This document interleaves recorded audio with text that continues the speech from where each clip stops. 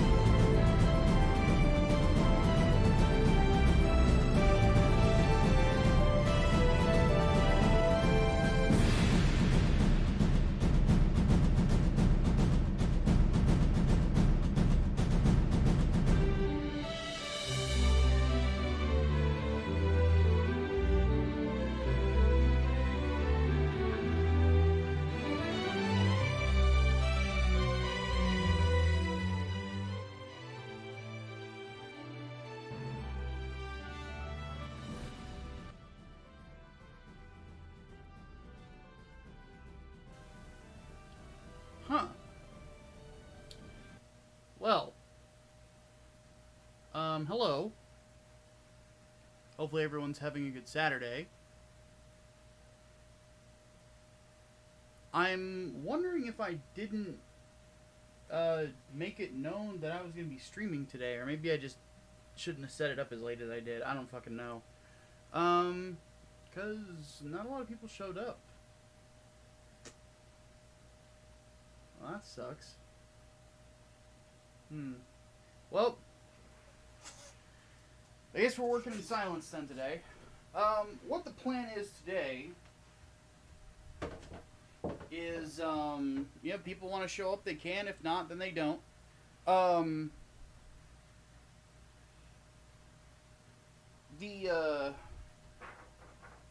plan for today is that we've obviously got, like, last time we left our heroes, we were working on this. The fuel tanks. And you can see here that the racing stripe got gnarled very badly because the tape job was not very good, which is my fault. So, these have to be, this has to be repainted completely. Or rather, not completely. The sides of the tanks have to be repainted. these here. So what we're going to do, I'm going to pull this apart, if I can get my nail in there.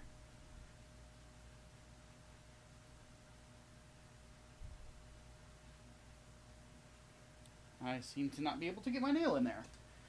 Let me grab a pair of tweezers then. But, anyway, I'm still a little bit frustrated about this. So what I'm going to do, there we go, is I'm not going to touch these until the end. They will be the last things that I do.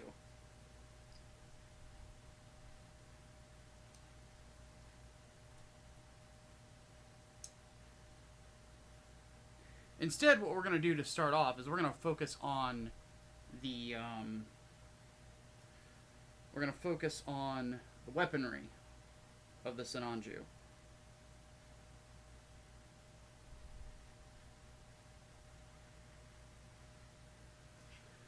So, I'm going to go ahead and put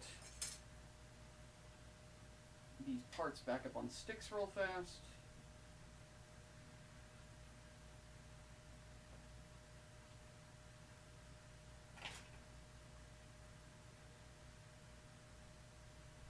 And then after that, we're going to get started on some weaponry. Specifically, we're going to start with the shield, and then move on to the to everything else.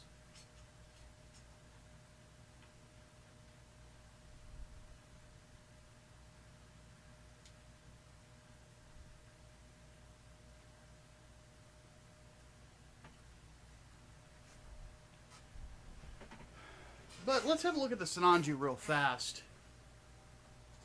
Kind of see where we're at with it. And yeah, it does look pretty awesome, I'm not going to lie. Because it is almost done. I mean, the only thing that keeps this part of the Sinanju from being complete is the fuel tanks. Because if you turn it to the side, it obviously looks like something's missing there. But it is very pretty looking. The metallic paints really shine through.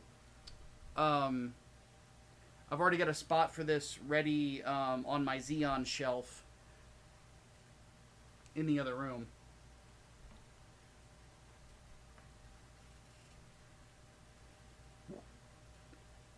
I still have not decided where I'm going to put the Nightingale. Because it's a big suit. It's going to require some space. But yeah, over here in my box of Sinanju, I've actually already got the weaponry clipped out so that we can just throw it on sticks and get to work. So what we're going to go ahead and do is we're going to grab the shield parts that we need. We're going to work on that first.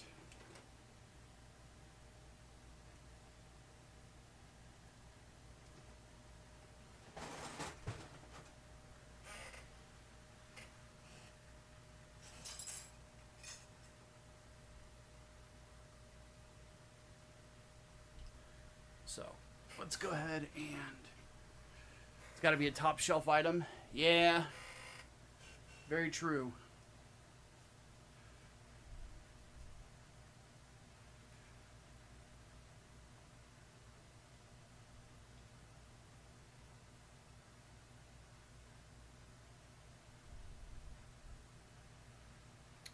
Oop. Saw a part that's going to cause a problem. There's a nub right here, and it's at an angle that I can't hit with a glass file. So I got to take my knife and just kind of coax it gently.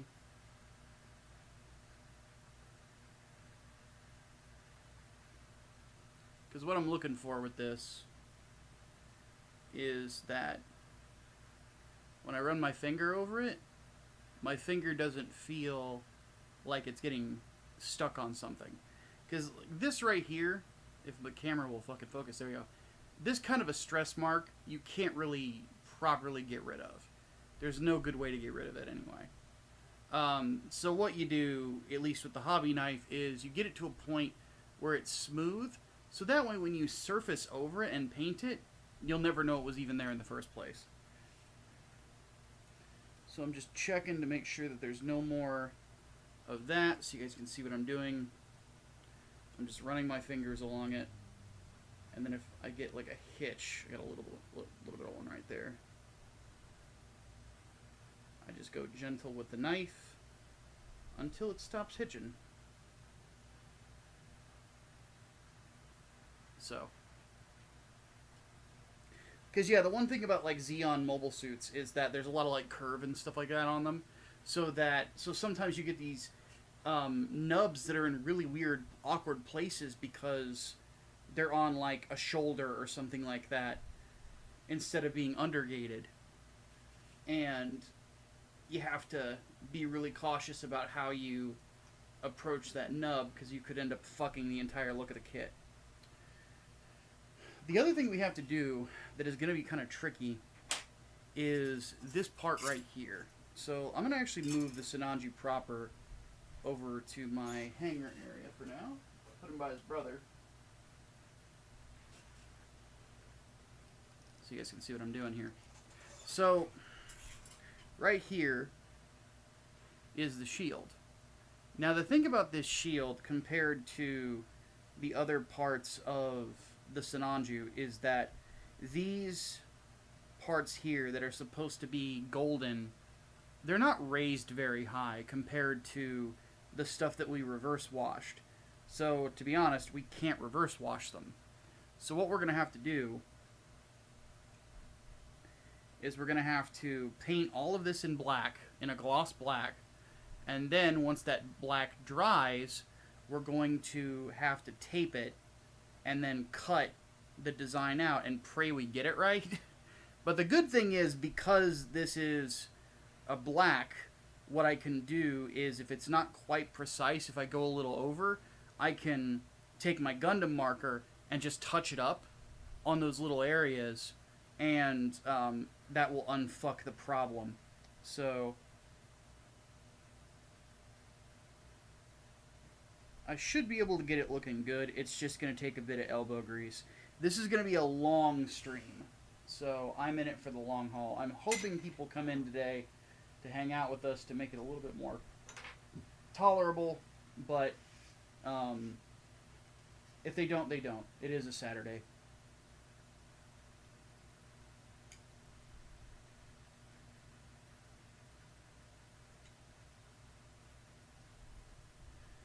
So I'm going to put that up on sticks, and then we'll go ahead and see these reds here. This will be really easy, because I'm just going to put this as the normal red that we have, and then these will be in the blood red to give it that little bit of color separation that we've been enjoying this this whole time on this little journey we're on, putting together this robot.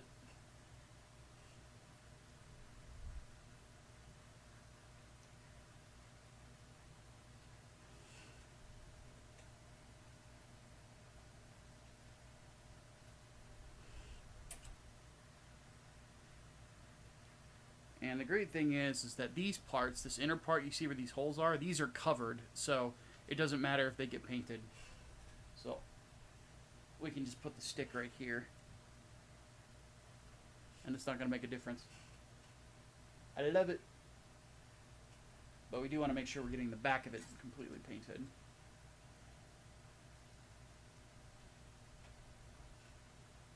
Okay.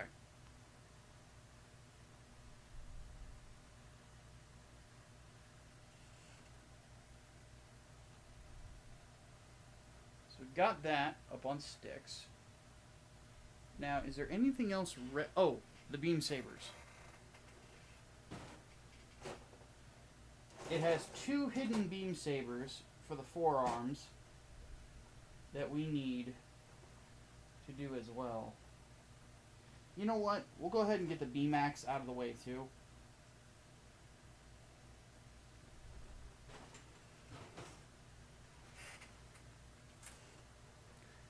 So there's these. These are the 2 beam sabers. The difference between them and the normal Sinanju or the Sinanju Stein, is that the Steins are round, like a Federation-style beam saber. These are basically the exact same as the Sazabi's beam sabers that it has hidden in its forearms.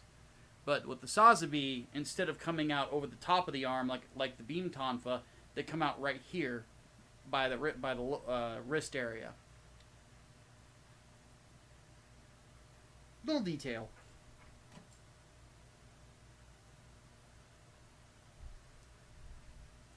Oddly enough, the mobile suit that from the Char's counterattack era that has the beam sabers that come out of a beam saber on its forearm, oddly enough, is the new Gundam. One little detail that I'm surprised they don't have in Gundam Battle Operation 2 is the fact that the new Gundam has 2 beam sabers and can dual wield them. Because it carries one beam saber on its shoulder pack on the opposite side of its fin funnels, and then it has the other one on the forearm.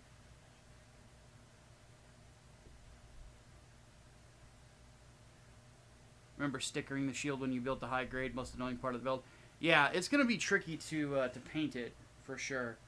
Now, here we've got, these are the beam axes, which go on the inside of the shield.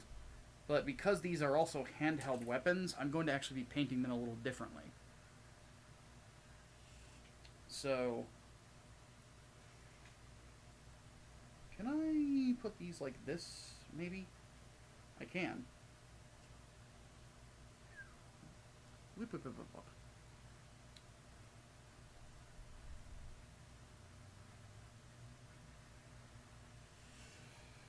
So let me do that.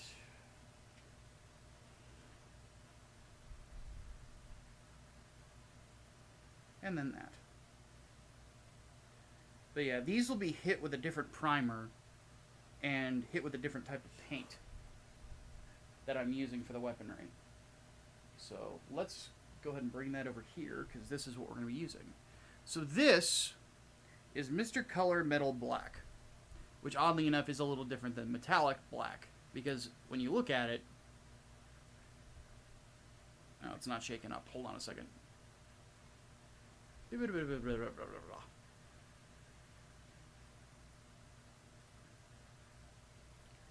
It's really more, well, the camera doesn't quite show it quite right, but it's really more of like a dark gray.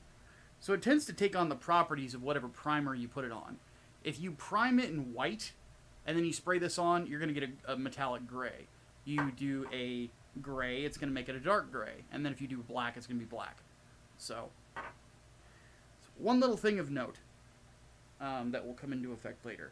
I'm going to go ahead and put the Tamiya paint away because we're not going to be using any more of it.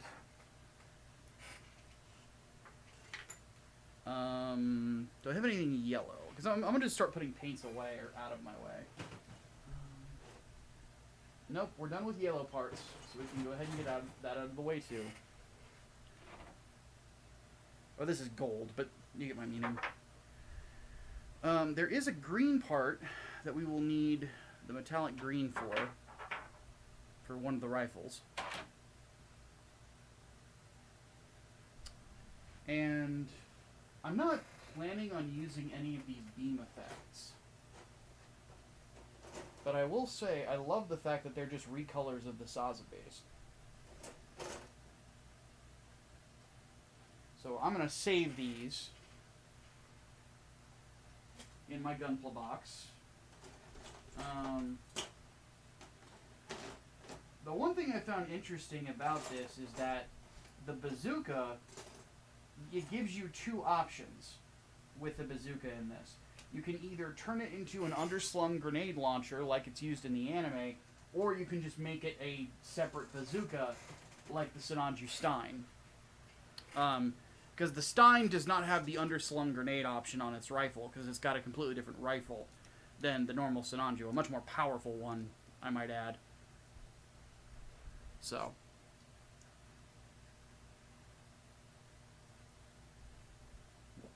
Isn't the new Gundam's arm-stored beam saber smaller, almost like an auxiliary? It is smaller in size, yeah, but I think it has the same output. I could be wrong. I'd have to look it up.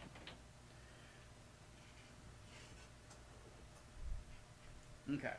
Apparently, I forgot to do a little cleanup last time. I will admit, I was fuming mad with how that fuel tank came out last week. Or a couple days ago. Like, I was very upset. Hey, Servant, good to see you, buddy. But yeah, I was very upset at that. I was like, you've got to be fucking kidding me. I thought I nailed it, but that's the thing about the taping is, like, sometimes you think you've got it down, and you just end up fucking the dog, basically.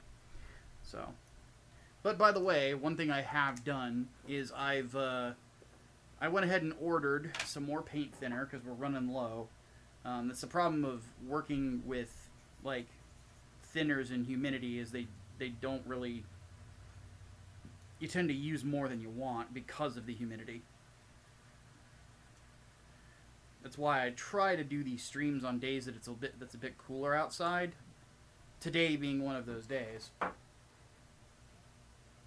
Because right now it's only 82 degrees out, and it's not that humid. It's a little humid, I can feel it, but it's nothing too terrible. Hey there, Leo. What's up, dude? So yeah. Okay, I think I'm ready to get started. So what we're going to do is we're going to get priming first. We're going to prime these reds and these beam axes in white. Which, after the Nightingale, I am going to have to purchase... Well, actually, it might be during the Nightingale. I'm going to have to purchase some more white primer.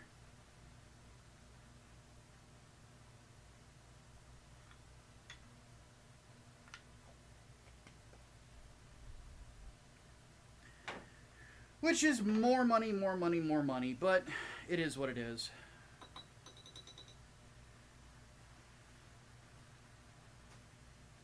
But the way we're going to be doing things, so people voted that the next kit we do after the Nightingale is actually going to be the Banshee Norn. That one will be an interesting one to do. I'm very much looking forward to it. But with that, we are going to be... I'm going to have to pick up some LEDs and figure out how we're going to do this. So I will be doing some research on exactly how to lay the whole thing out. Because, to be honest with you, there are 0 good tutorials on YouTube about properly doing like a big LED setup that would be comparable to what the MGEX Unicorn does. So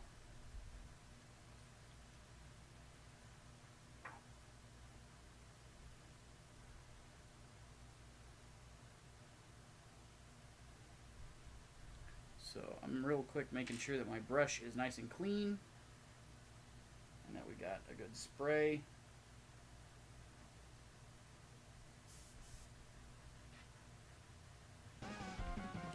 Whoa! The new third-party the new third-party Tall Geese is out. Reviews too. Thank you, Columbia. Very much appreciated. That will help us with purchasing those LEDs in the future. Because that's going to cost me about, like, the full LED set, getting it from Gundam Place, including the battery pack, is going to cost me about $50. Like, it's pretty substantial. The good thing is that I don't have to, like, buy color-changing LEDs, because the Psycho frame in the Banshee Norn is all orange anyway. So it's not going to be, like, one of those things where I can do, like, color-shifting LEDs would make a lick of sense. Because it's just going to look weird. I would love for them to do an MGEX Banshee Norn like they did with the Unicorn, but they have not done so, so I would think that would be kind of like obvious. It's like, all right, so we've got this. This is one thing I don't really understand about Bandai. They're not really aggressive with their master grades, like, at all. When they could be. It's like, okay, we've got this, the Zeta Ver, which was an awesome kit, by the way. It's one of the best ones that's on my shelf in the other room. But we've got this Zeta Ver, right? Well, the Zeta Plus has a very similar has a very similar, if not the same, inner frame as the Zeta does. So does the Delta Gundam. I would immediately start getting people working on master grades of those. Maybe even get a Delta Plus 2.0, you know? But I don't know, man. They're just very selective about how they do that sort of thing. I'm not quite sure what their logic is.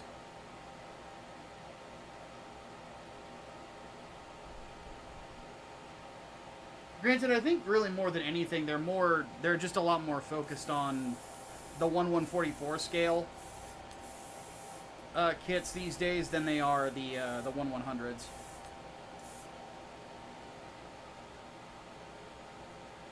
Which I remember somebody in the comments gave me shit in on one video of like me praising the Solomon Physalis and a third-party company making that.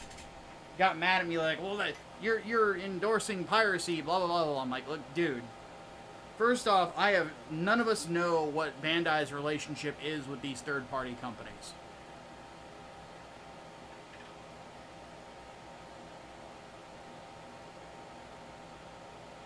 But what we do know is that there have been third-party companies that have been making these kits for years now, and Bandai has never issued a takedown notice for them or anything like that. So for all we know, they have permission. Because the fact is that Bandai's not doing it, you know? I don't know what it's like. So, saying that I'm endorsing piracy, like, you're making a lot of assumptions about what's going on. And to be honest, the onus is on Bandai to protect their intellectual property.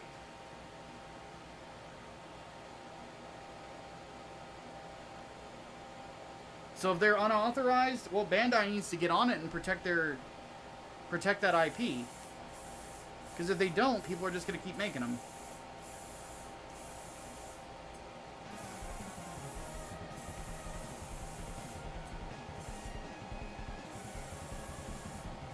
I personally am of the opinion, like, if I were Bandai, I'd be looking at making like a contractor's agreement.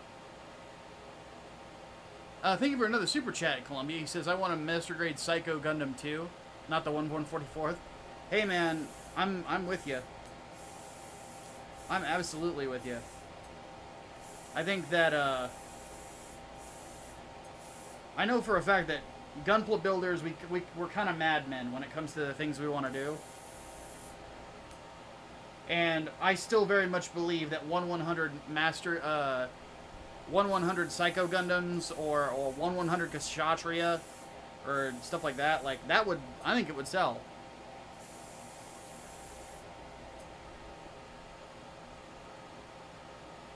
But then again, I will freely admit this, whenever it comes to being a businessman myself, if it makes money, you know, I'm not against it. It might not be something I would find myself buying, but I'm not against it existing, and I'm not against selling it. As long as it's not hurting anybody, then what's the problem?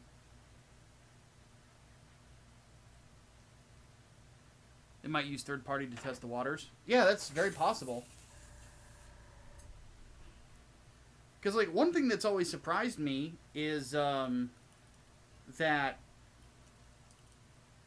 there's never been a Master Grade Super Gundam. There's no, like, expansion parts for the Master Grade Gundam Mark II 2.0, which is a mouthful, to give it the Super Gundam parts. You know, the long rifle and the missile pods. Hey, thank you, Gunny, for the $5. Says, is there a Master Grade of Burning Gundam from G Gundam? Yes, there is. It's very old, though. It's an older kit. It requires screws. It's not really that. It's made of kind of low-quality plastic. I have one. It's sitting in the other room, but it's all fucked up. I'm not a fan of it. I don't really like the G Gundam Master Grades. They're not really well put together. It was very early in the Master Grade line when they did them, so they're just not as high quality. There are also other kits that people are begging for a 2.0 of.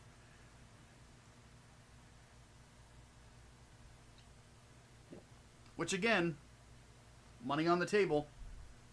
But the fact of the matter is that Sunrise is a very Japanese-focused company. That's their main concern. Sorry, I have to readjust. It's going to take a second. I'm sitting on my testicles. Ow! Okay. Much better.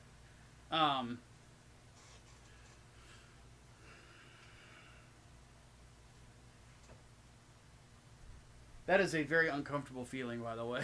Trust me. Hasbro Takara does the same thing with Transformers. People have been making third-party for years. They pretty much left them alone. I think some are supported by them, too. Yeah, that's what I've heard from an artist that I've worked with on stuff named Joe Ball. Because he's got some third-party Transformers stuff, and he's got first-party stuff, too. The one thing he always says is usually the first-party stuff is a lot better. Because usually, like, the third-party stuff is, like, made out of China. Yeah, the real grade God Gundam is apparently incredible.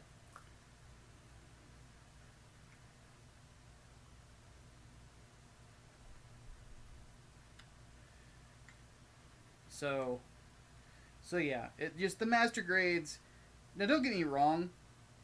With a bit of elbow grease, you could make the Master Grades look very good, but it'd be a lot of elbow grease to get them up to par with a lot of the other kits out there.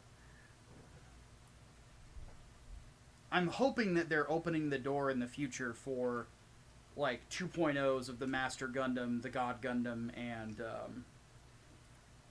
the Burning Gundam, and then finally giving us Master Grades of Dragon Gundam, Maxter, all the others, because there were 1/100 high grades of the Gundam Maxter and the Dragon Gundam. I used to have them back when they did 1/100 high grades, but they have not shown any interest. I really wanted a 1/100 scale Bolt Gundam, personally.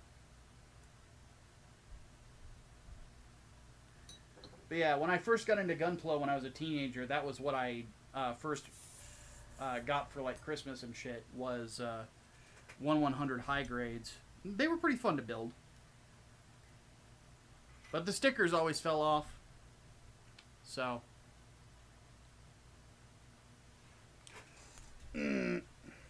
Click.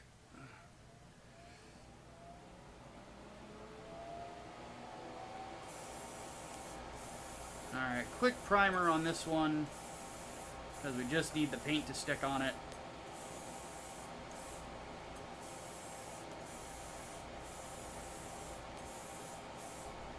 There we go. Now, prime the inside of the shield.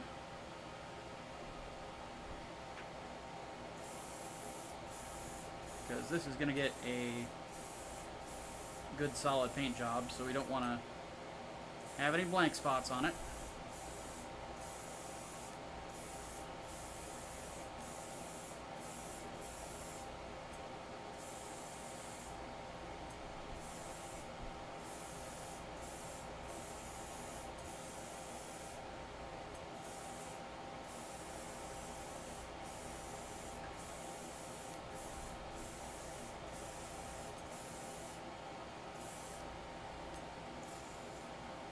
we go.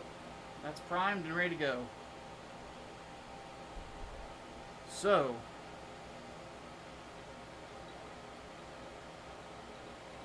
go for the real grade then. Yeah, if you're comfortable with 1/144th scale, that's what I would recommend.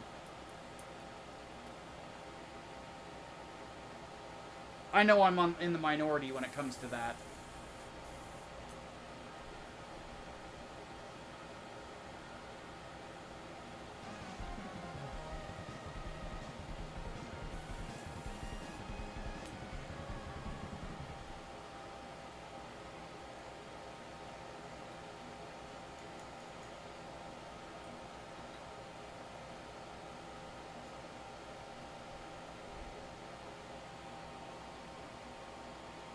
Hey, thank you for the $10, Columbia. He says, I'm a huge Battletech fan.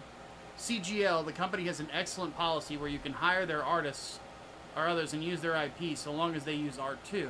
It has made Battletech big money with fan art. It's a wise idea, in my opinion.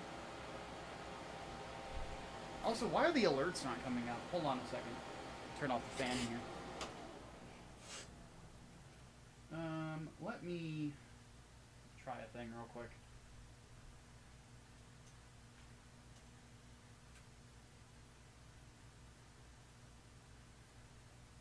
Let me try to replay this.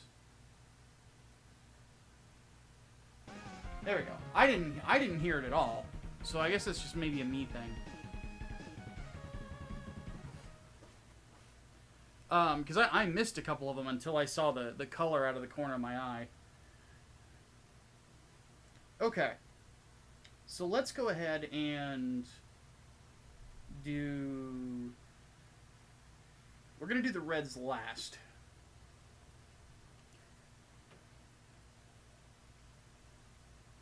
But, you know, I'm of the opinion that subcontracting is never a bad idea. You know?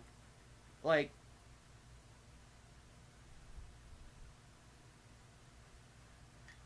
one thing that I wouldn't mind doing at some point is grindstone miniatures. In which case, if there's somebody that, like, if I ever got approached by a studio that, a small-time one that does them, they'd be willing to print and ship them out of their space for a cut of the profits. I'd be down.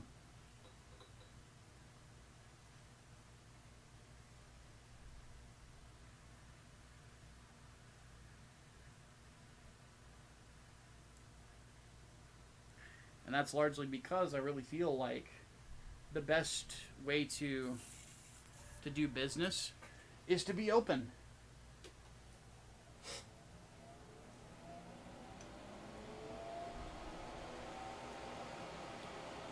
And that might be something we do in the future, is I might approach somebody that has a 3D printer and be like, hey, would you be interested in printing miniatures? And how much would it run you?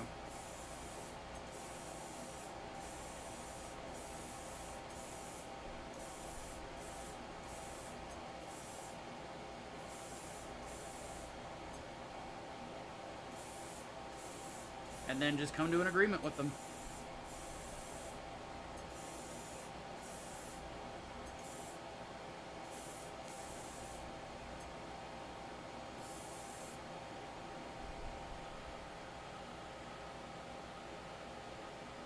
Flexibility is key.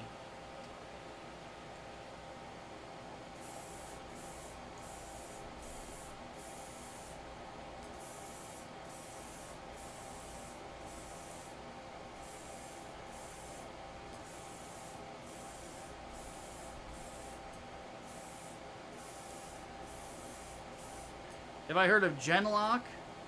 I think everybody who has ever heard of Rooster Teeth has heard of Genlock, dude. And if you're going to ask me if I'm ever going to review it, no.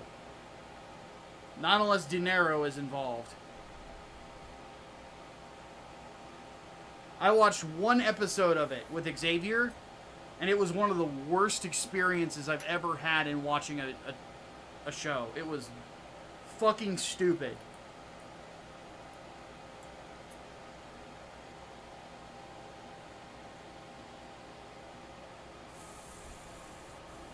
And apparently Jamie Marchi was the voice director on it. She did a terrible fucking job. She has to be one of the least talented people in that whole industry. She does one thing, and it's Bulma. That's it. It's the only thing she's ever been known for is Bulma. That's her one voice. And to be honest, you could hire Wendy Lee tomorrow and probably get a better job out of it. So yeah, I know where that line of questioning is going. It's not happening.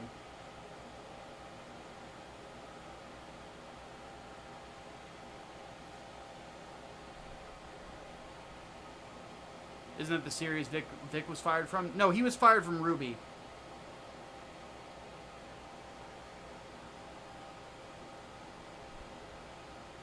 Which I'm also not going to review. Like, ever.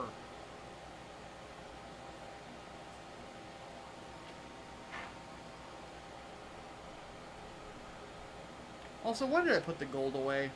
I was not thinking.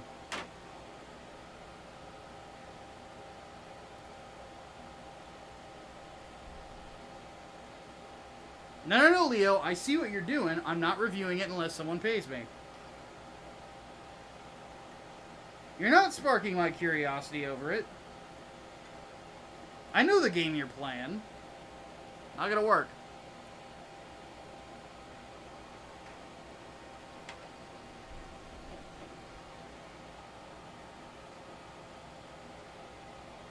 I've been in this game way too long, buddy.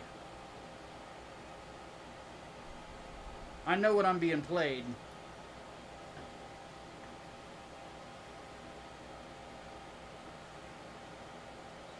You got one for me, Vandred? Vandred, I don't even know if I've ever heard of. The next one that I know is going to be bad that I have to review is Crossange.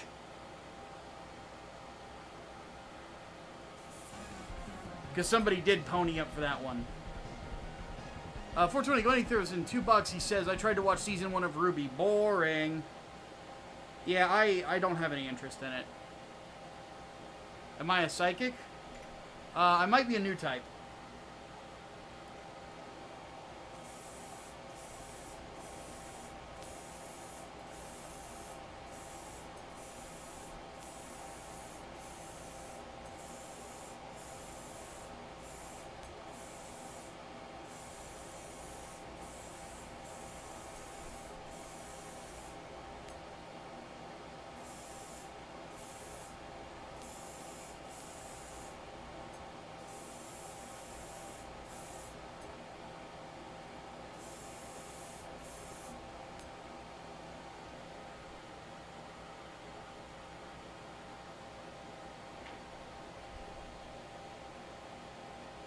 No, I play one on TV.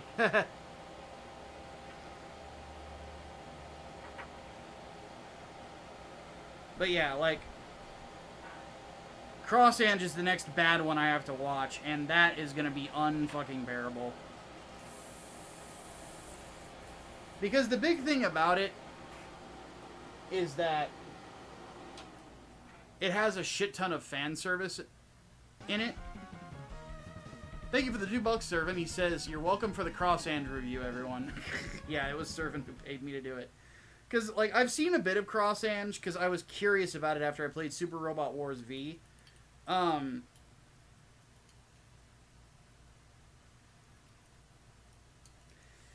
it was just titties abound. It was just... Some parts of it are quite literally just straight up softcore porn. And I'm like, what the fuck, man?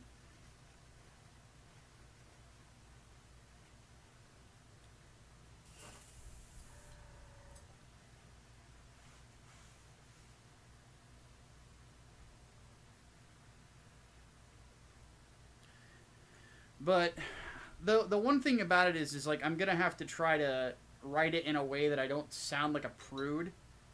But I am starting to kind of realize that I am a little bit of one. In the sense that I do believe that there is this thing called senseless sexualization. where I don't feel like it is there's a point to it. You know? No, Leo. It is Angry Murderous Lesbians, the TV show. And there's dragons, too.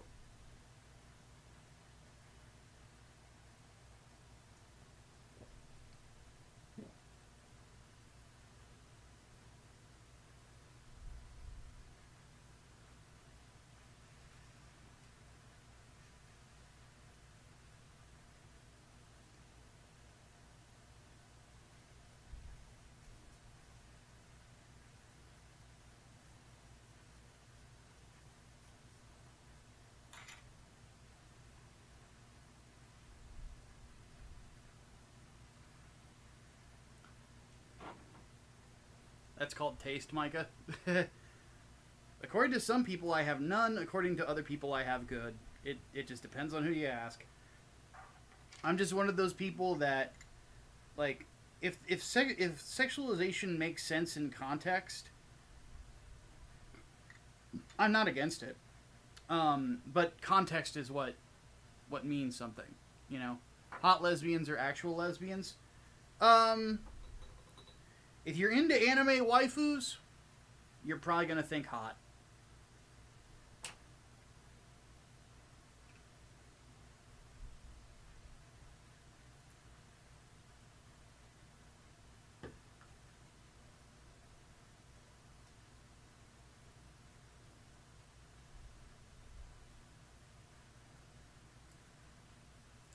I personally am not that caring about it, at all. It's just not my thing.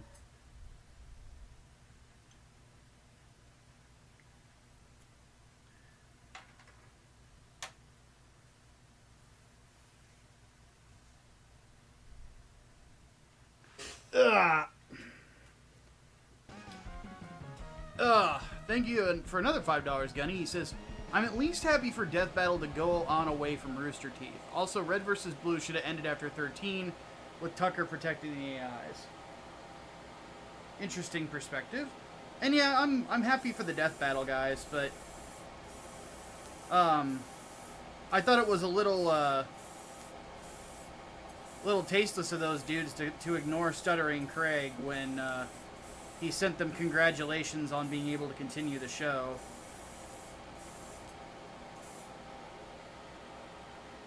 And I'm like, come on.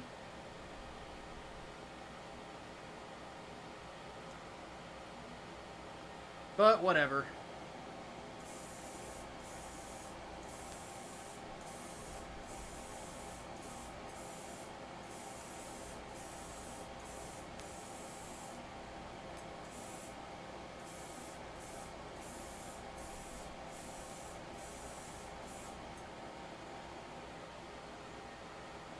It is what it is. People are people. I shouldn't expect any less.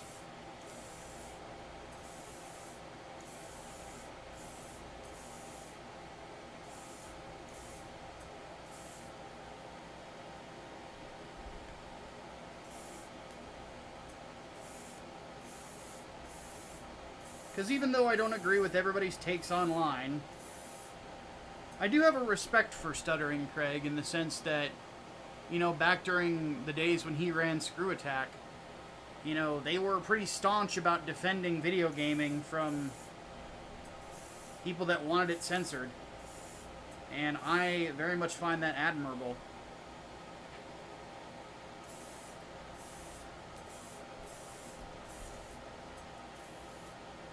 Not to mention the willingness of their gaming convention to host a debate, an honest debate between Jack Thompson and someone who held an opposing view, and it was probably one of the most respectful debates you would have ever seen, you know, in general. And people were just asking questions about his beliefs, and nobody was trying out any fucking gotchas or anything like that. Like, it was genuine, like, trying to understand why he believes what he believes, you know. It was a different time on the internet, though.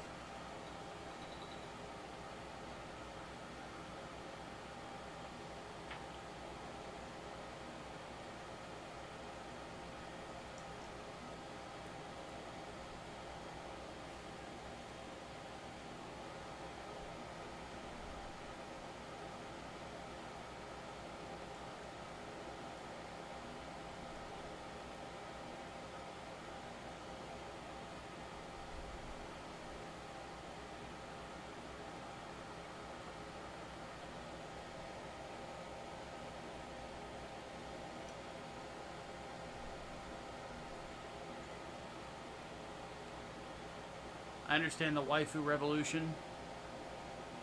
People let themselves go. I like it. People like the dress like schlubs.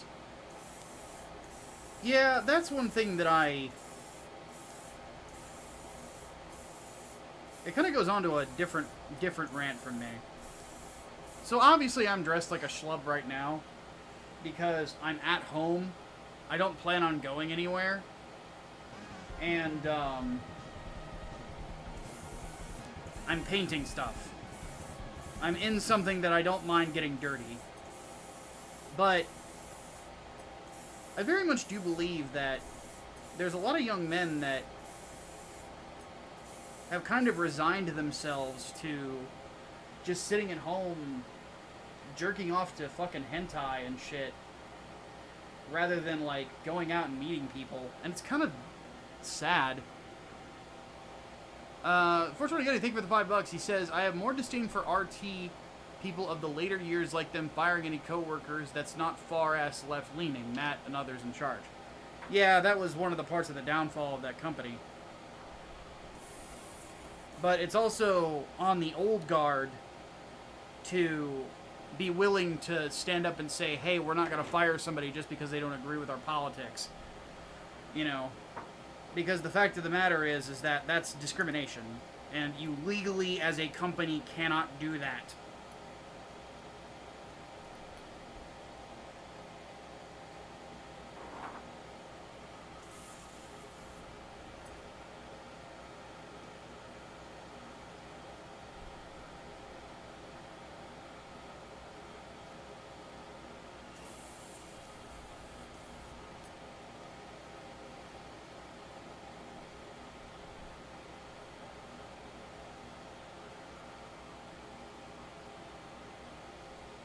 Open discrimination is a big, big no-no.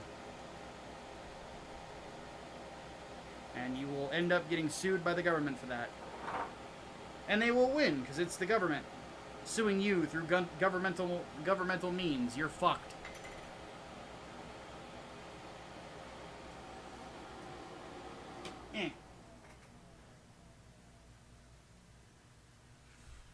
SA would like an early place for me to check out various gaming content besides Blistered Thumbs. Yeah. I honestly miss working for that website, believe it or not.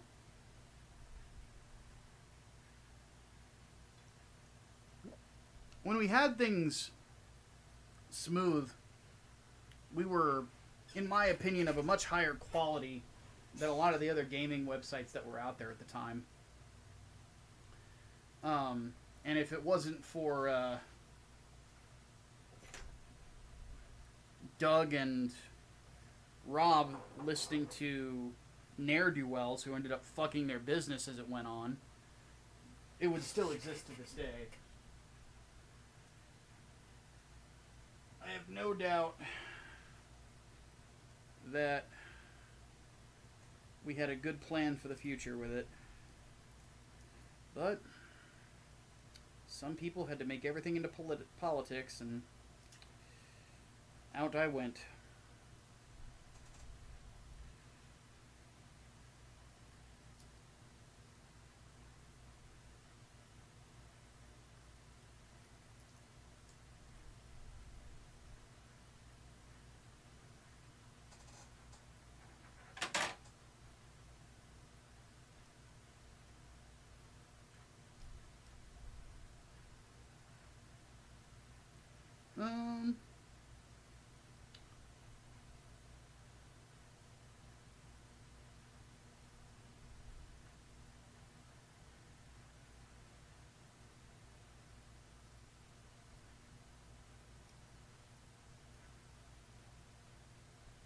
Oh, I see how this is supposed to go.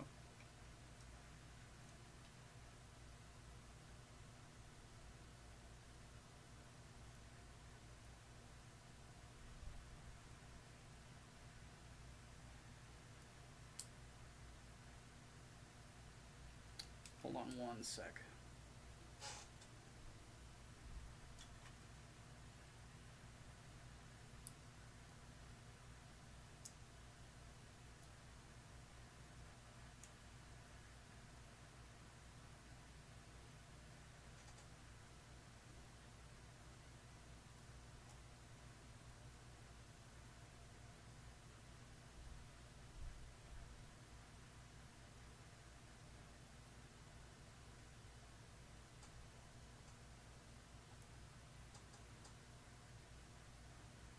That doesn't quite work. I feel like I'm missing something here. Where's the instructions?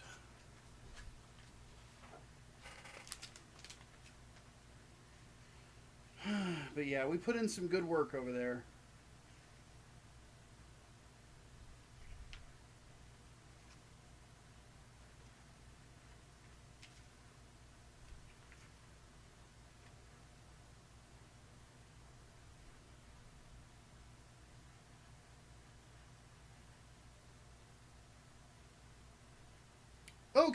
Okay. Now I get how it goes in.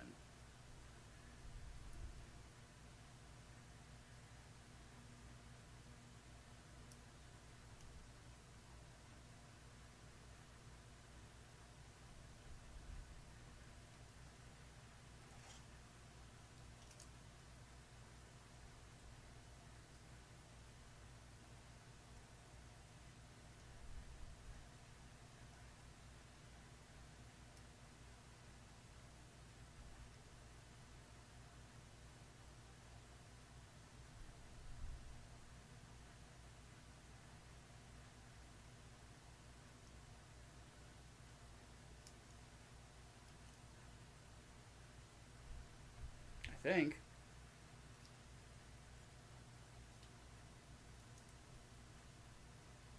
Part of the problem is that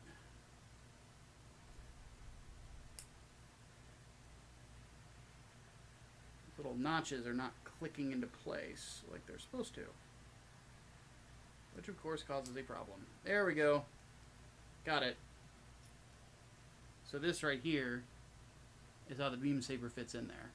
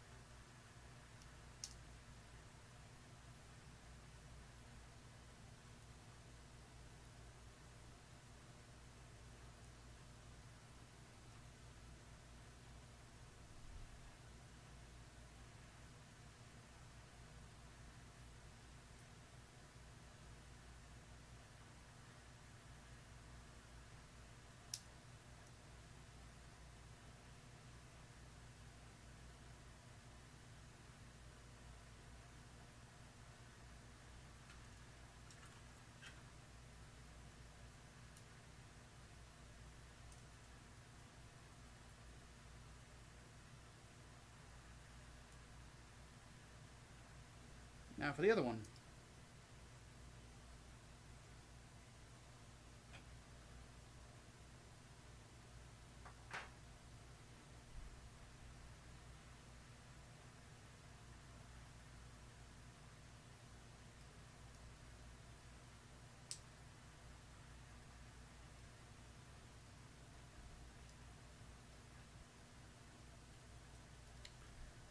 Give me just a second.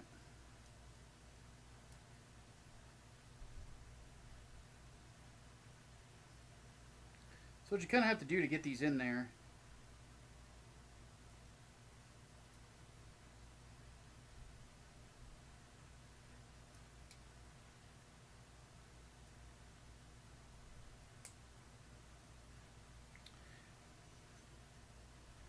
is there is a part on the interior side of the mobile suit that snaps. There's these two pincers like this and they snap out. Well, they don't quite snap out just by normal pressure, but when you put the beam saber in there, it actually clicks them into place. So that way they sit really nicely inside.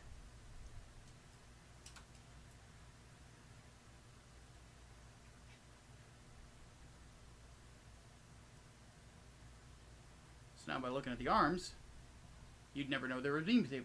You would never know that there's beam sabers in there. Still needs a little bit of adjustment, but we're just going to leave it there like that for now.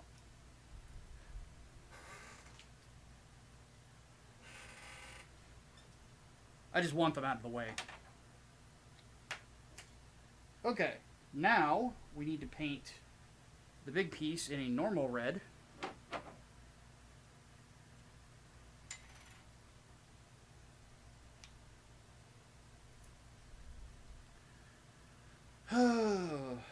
goodness.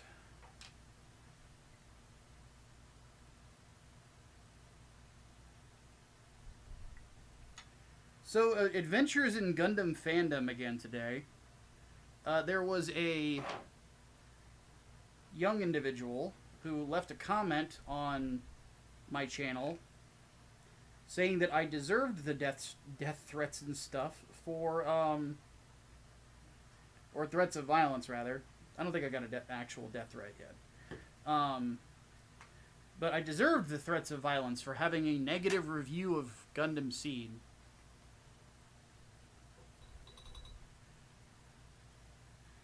Then I'm like, who the fuck is this little psycho? So I click on the person's avatar, sexualized underage girl.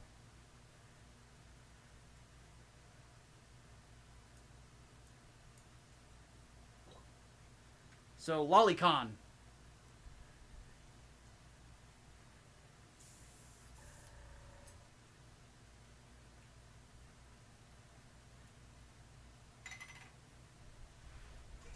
Out you go. Hey, Nintendo gal. You're not allowed to have the wrong opinion on the internet. I know, right? Those who negatively review our Gundam show for teenage girls with its bad romance and NTR plots must be destroyed. Because that's what sane people think, right?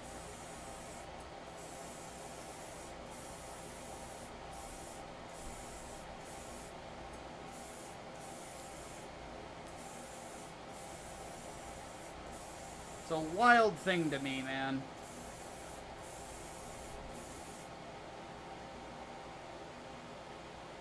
It's one of those weird things where there's like...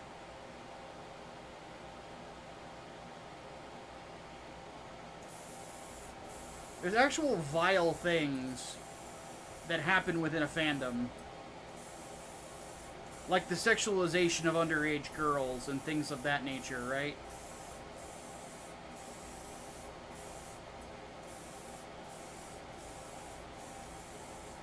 They don't say shit. The instant you criticize Gundam Seed, then you're the fucking problem? I'm sorry, but...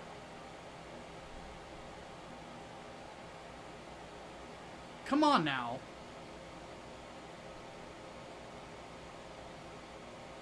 Like a sports team that kind of get too wrapped in it. Nintendo gal, you're not wrong.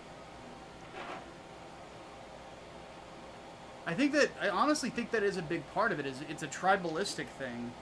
You know, these people think that, you know, I must defend this show because I like it. And it's like, look, all I'm saying is that it creatively has flaws.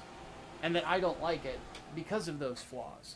It's a review. I'm a critic. That's the job. You know?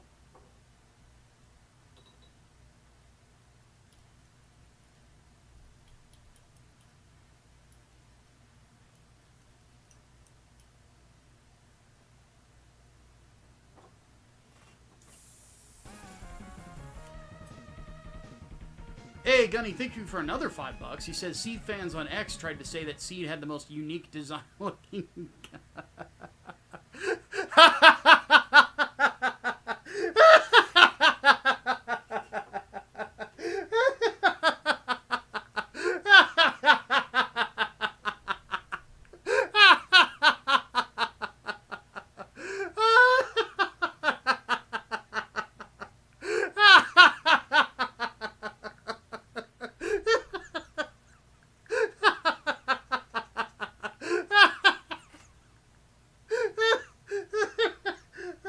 Oh no. Oh no. Oh my god.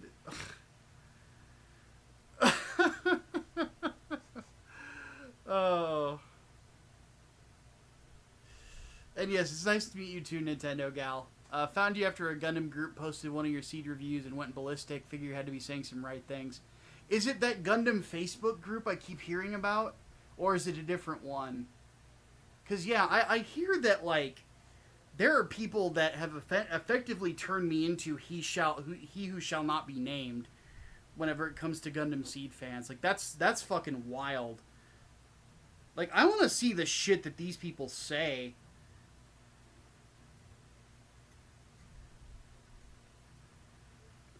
Because we've got a few things that are going to be showing up in the Stargazer review that highlight how fucking deranged the Seed fandom really gets. Because they're bad, man. They're like Steven Universe fandom bad. Suit posting? I'll have to look into it.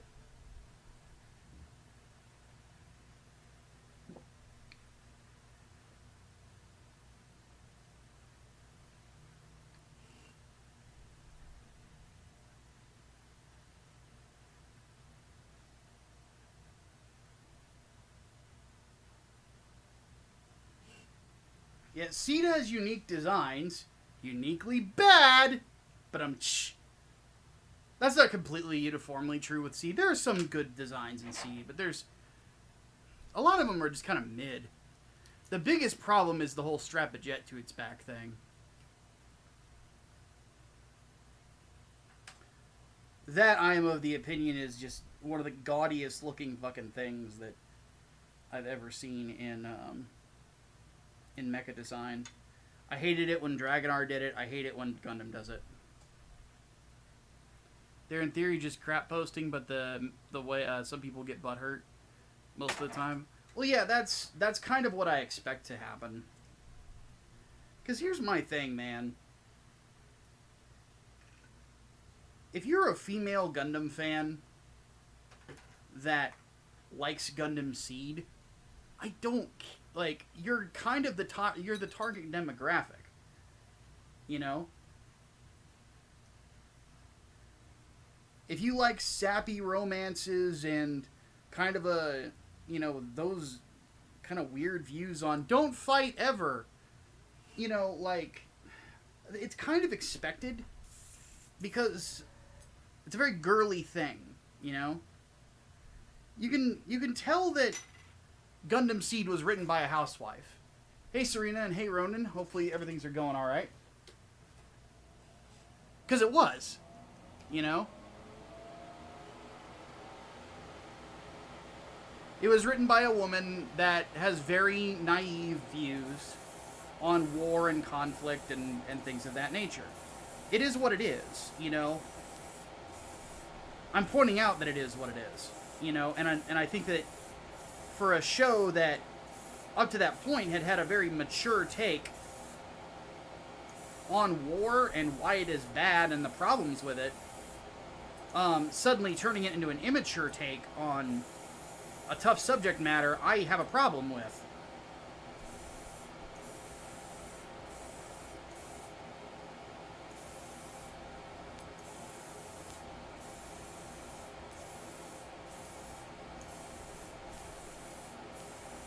Because the ultimate lesson of Gundam, I think, is wrapped up in Char's counterattack, and sort of echoed in Gundam Wing at the end of it. The idea that the human will to survive and to overcome will inevitably allow us to overcome the people that want to bring destruction, and that ultimately the goodness in humanity is what will defeat the greater devils of our nature.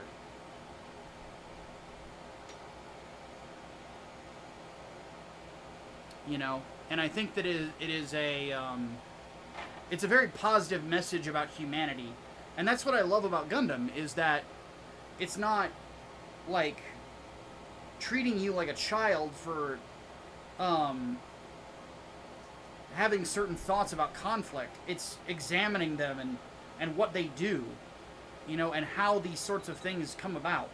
What hatred does to you, what war does to the psyche, how it transforms a person.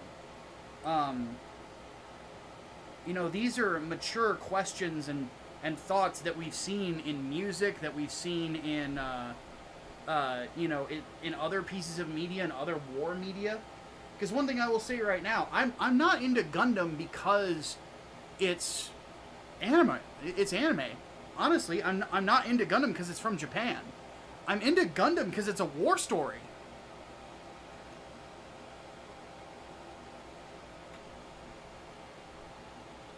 Because there is a part of me that is still that little boy that loves tanks and guns and all that other sort of stuff.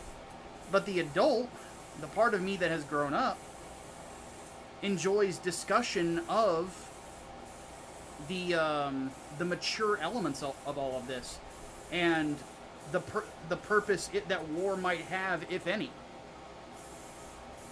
These are mature questions that deserve mature answers and thoughtful answers, not, he liked to play the piano!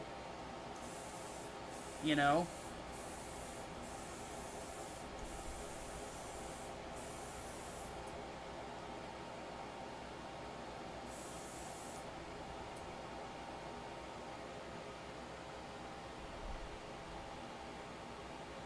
Personally, I think Nicole had it coming. That arrogant little shit. And his piano playing sucked. The universe is better off without him. I'm evil, I know. War is bad, it makes you mad. Some goof who wrote the main characters committing all the war crimes while whinging about how bad war crimes are. Seed is sanctimonious. That is the perfect word for it. It is sanctimonious. And oddly enough, like, I'm not the only person that has said this, you know. I've watched several reviews of Seed that have said the exact same thing that I have said, and I watched them after I did my own. War is bad. Watch me solve all my problems with war.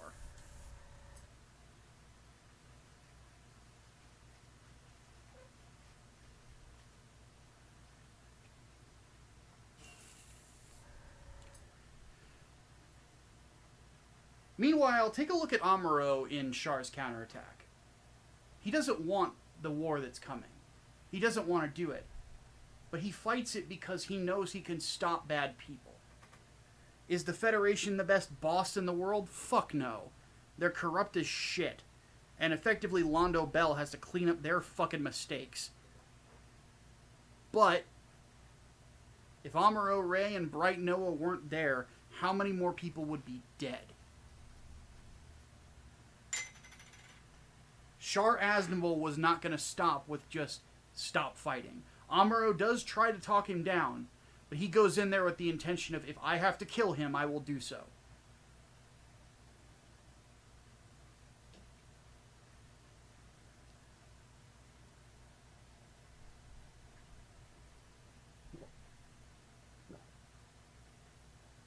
Got me on the 43-inch TV. Look, Mom, I'm on TV.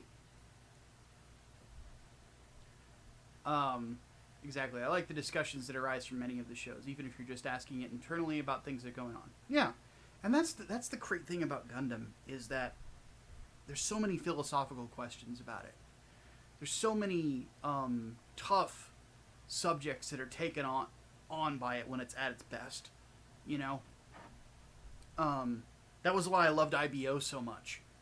Is it really tackles kind of like the worst parts of what war does to a society, you know, like, and what a war economy would do to a society. Like, it's so good.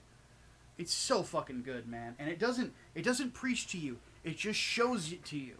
It says, this is what happens when this is the cause and effect. That's it. It just shows it to you. That's all you have to do. Show, don't tell.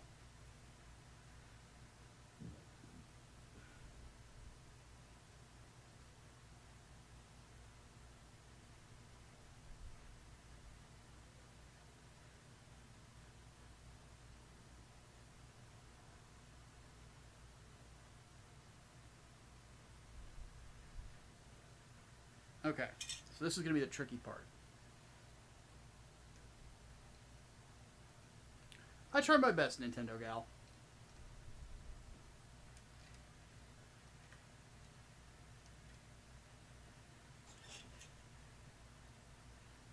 The big thing for me is, like, I think that makes it a little bit different. I grew up in...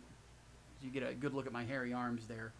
I have a... I grew up in a household that was... Like, the head of the house, my dad, is a soldier. Former soldier.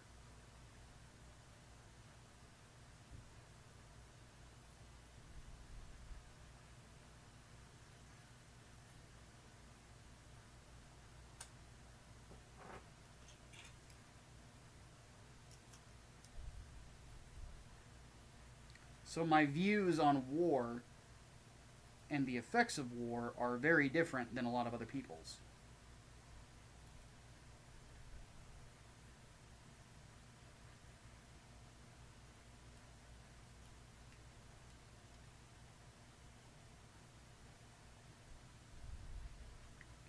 Okay.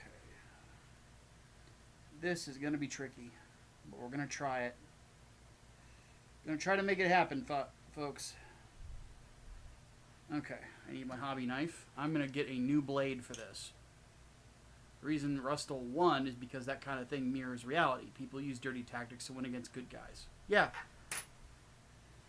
Well, not to mention, the other thing that I think defeats Tekkadan is the naivete of their allies and the people that they trusted in. You know?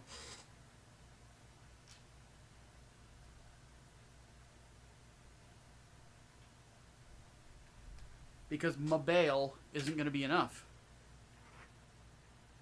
Because what happens when somebody says, you know what, fuck Bale?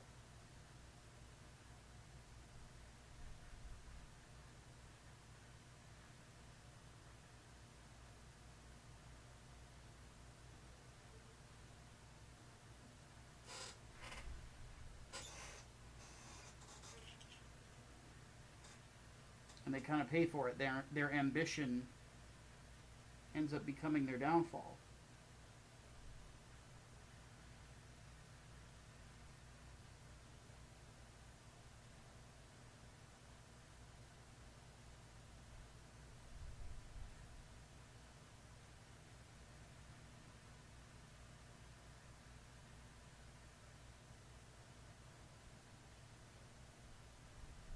It's such a great tragic story.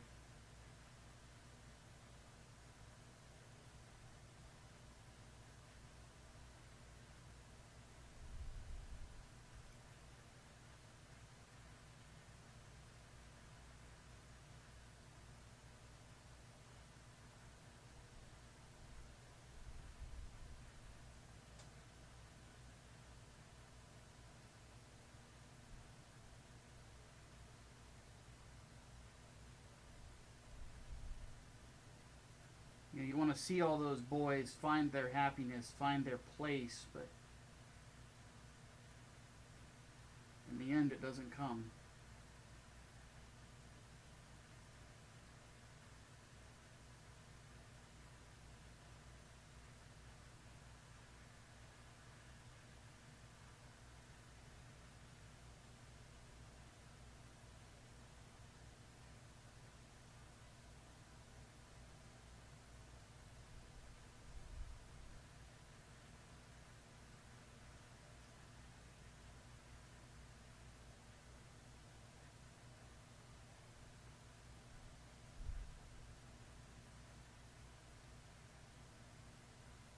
Okay. Let me test pull this to see how it's looking. I'm not really feeling super comfortable with it. Can't really explain why. Have a good night, Gunny.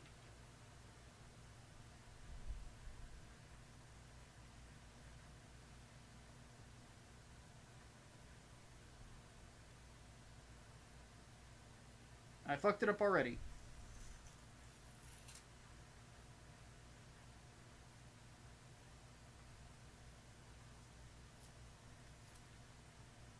We're going to take a different approach to this.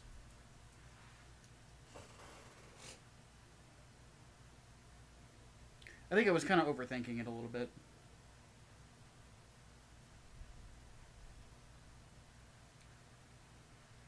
You know what?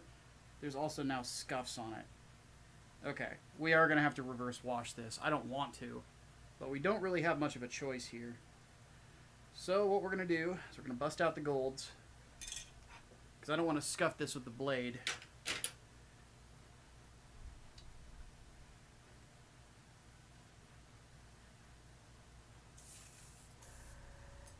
So the shield, probably not going to get done today, but I'm alright with that.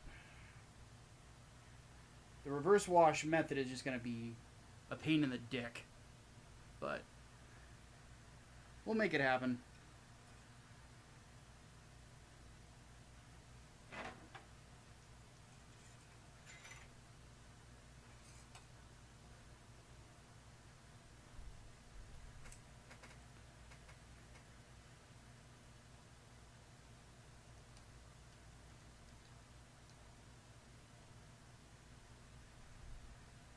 Loving it, adult conversations about things instead of big robot cool, which they are, of course, but there's more meat on the bones than aesthetics. Exactly. Somebody in here had once said, I don't remember who it was, might have been Columbia, or it was somebody else. I don't remember. Somebody said that Gundam can best be summed up as war is hell, buy our toys. And that's basically it, you know?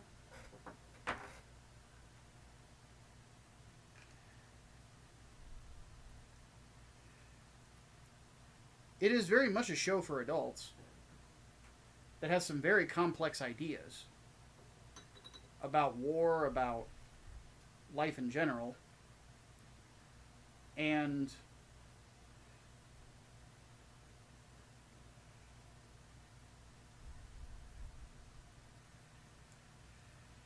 I'm of the opinion that series like that should be, you should be free to discuss it with a sense of seriousness, you know?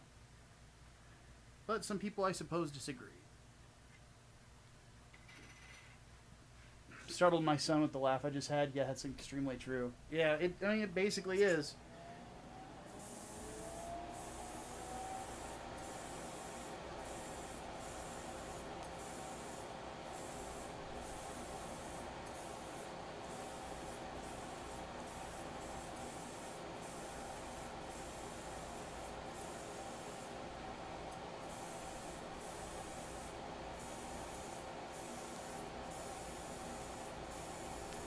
You know, it's one of those things where it's like, Gundam is a mature story. It's meant to be sometimes a hard pill to swallow.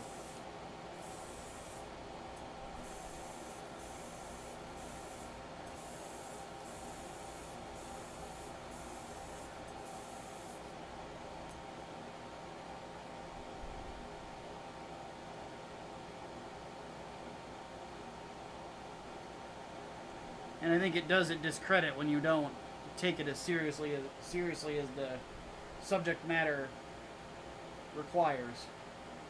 And it's not the only mecha out there that's done it, but it was in my opinion the first. Had a devil masking the eyes of my HG Psycho Gundam, so I feel you on that. Yeah. And I'm just kind of like,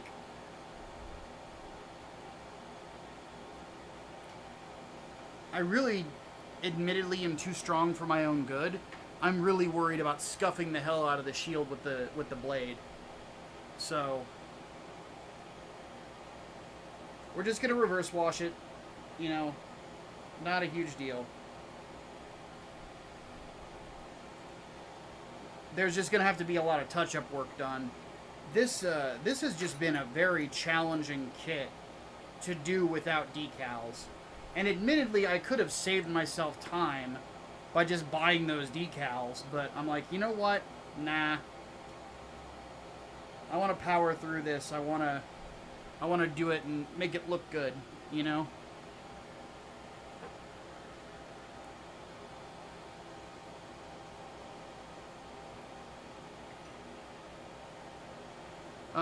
What do you say to people that say war is unnecessary and people promoting it are bloodthirsty monsters? Because mainly because of media like Spec Ops The Line.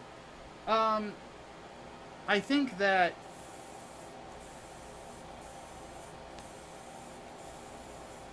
I think that's a perspective that some people definitely share, is that war is pointless. And in a lot of cases, it really is.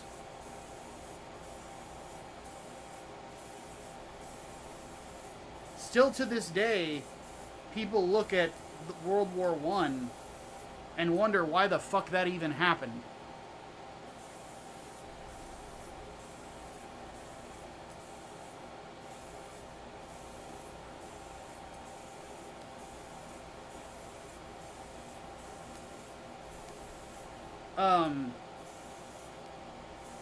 And a lot of the media that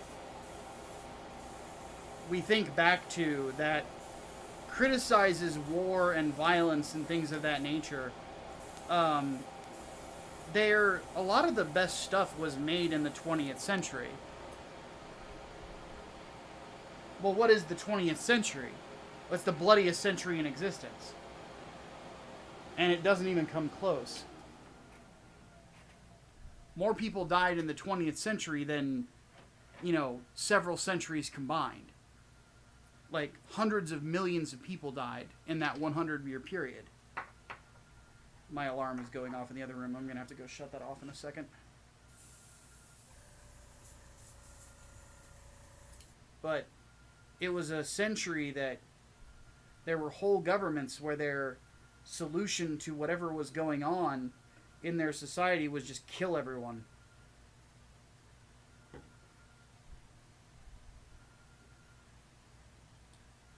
The Bolshevik Rebellion, the Red Guard Rebellion,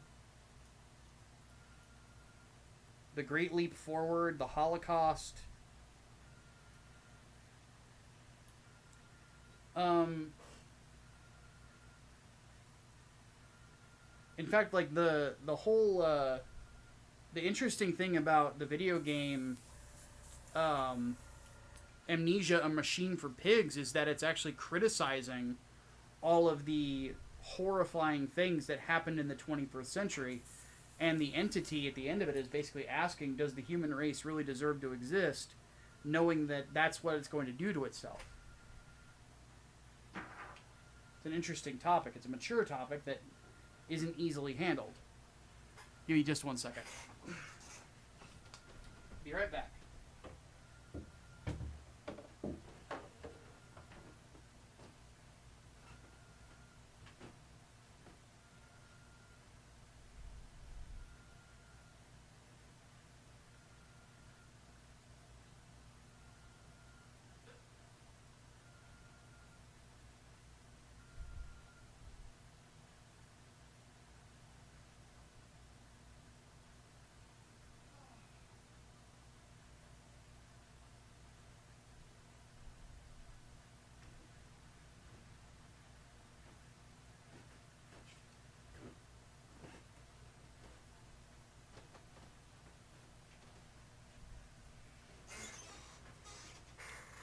But,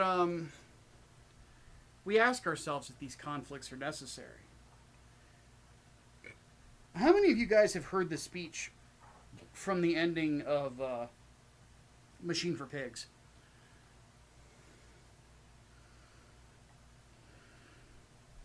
Because if not, I'll play it for you real quick.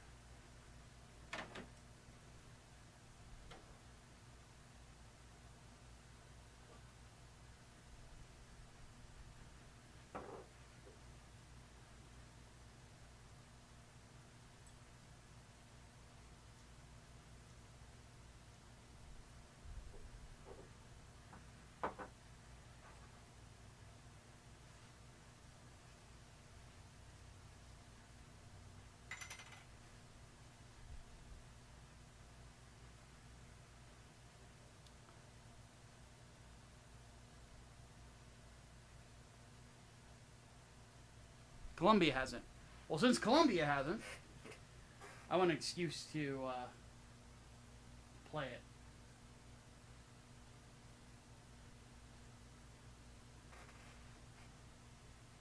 Machine for Pigs final speech.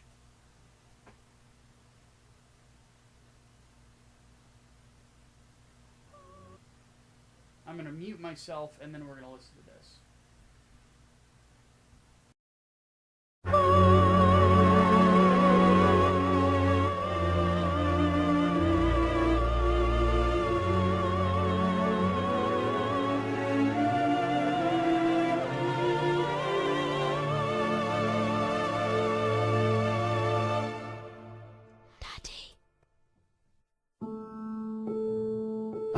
have stood knee-deep in mud and bone and filled my lungs with mustard gas.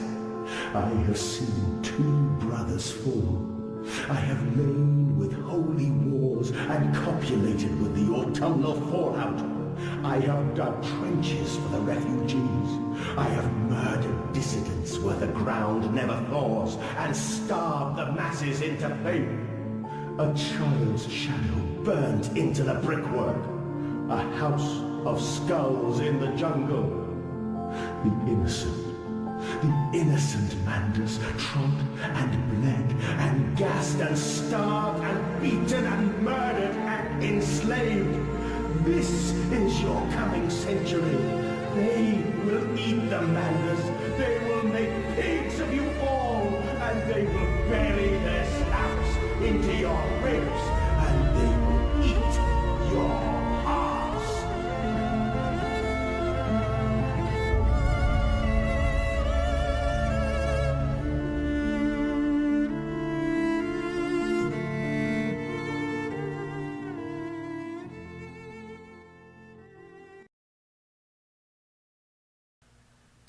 So the context of that speech is that Mandus, the character that you play as in Machine for Pigs, he has created this great machine run by pig people that a evil part of himself effectively has created, and called the Engineer. And the gimmick with what's going on is that the Engineer has seen into the future, has seen the First World War, which this takes place before it. It takes place at the turn of the 20th century. But this part of himself has seen the future through magic and has seen what mankind is going to do to itself within the coming century. The script goes... let me actually pull it up. The transcript of it.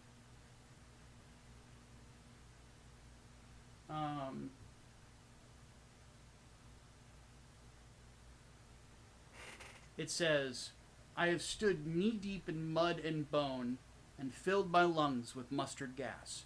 World War I. I have seen 2 brothers fall. That's reference to Mandus' sons, who he sees through a vision are going to die at the Somme during World War I. I have lain with holy wars and copulated with the autumnal fallout. That could be reference to a lot of things. Could be reference to Bosnia. Could be references to different wars. I have dug trenches for the refugees, mass graves. So that could be any of. I think Vietnam when I think of that. I have murdered dissidents where the ground never thaws and starved the masses into faith. That is specifically referencing the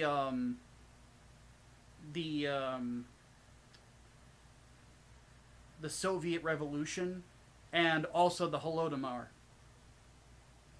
A child's shadow burnt into the brickwork. That's Hiroshima and Nagasaki.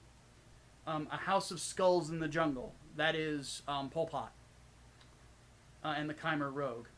The innocent Mandus have trod and bled and gassed and starved and beaten and murdered and enslaved. That's the Holocaust. This is your coming century. They will eat them, Mandus. They will make pigs of you all. They will bury their snouts into your ribs and eat your hearts. So basically what he's talking about is the idea that with man's inhumanity to man in the coming century, does man truly deserve to exist? It is, because all of it's pointless. What did Russia gain from the Holodomor and from all the other fucked up things that they did? What did Hitler gain from trying to exterminate the Jews? What did Pol Pot gain for killing everyone who was a dissident? The same with the Chinese. What did they gain? Fucking nothing. It was all pointless. Pointless conflict for its own sake.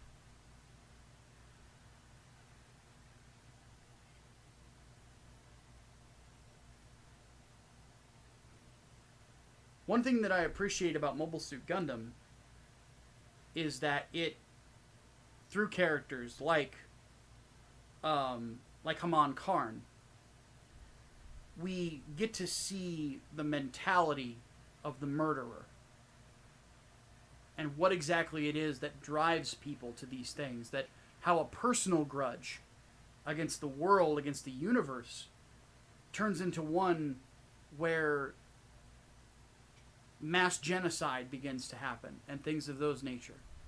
You know, a grudge that could easily have been dissuaded through one right person in the right place having a conversation with this person to try to talk them out of what they were believing.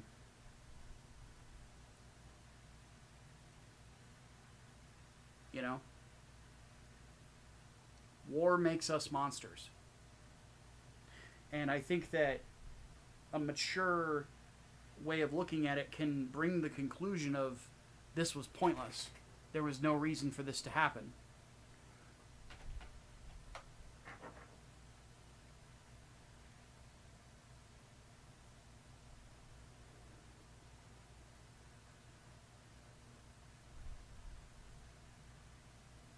Gotta get to watching Double Zeta. It's great.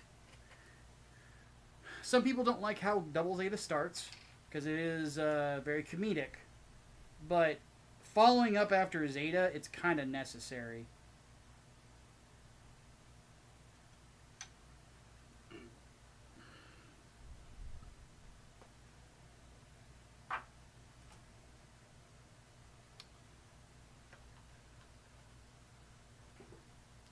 Did you say war makes us devils or possibly devil men? That is actually the message of Devilman, is that war makes us devils. A lot of people don't know this. Devilman is actually an anti-war piece of art. It's kind of funny. But, I'm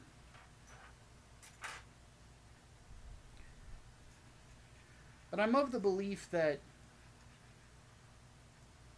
there's a lot of interesting questions that can be asked about the human condition whenever it comes to a war story, and I really feel like you do. Again, this is my big problem with Seed, going back to that. My problem with Seed is it does such a disservice to all the people who have died in wars and who have fought and have sacrificed in war, to just nail it down to just stop fighting, just don't do it. That doesn't solve the problem. Solutions are never that easy.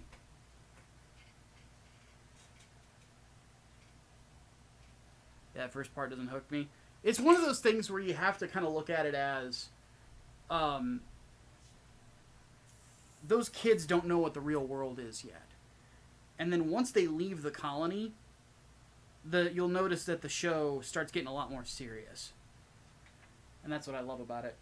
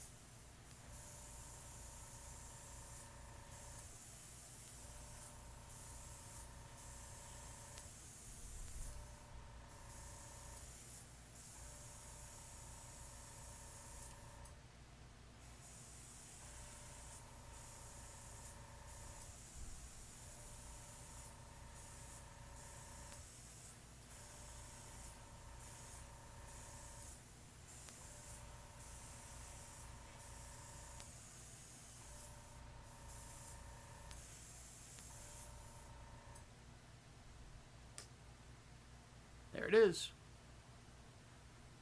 So we are going to let this dry. Actually, wait, I got to get the underside of it.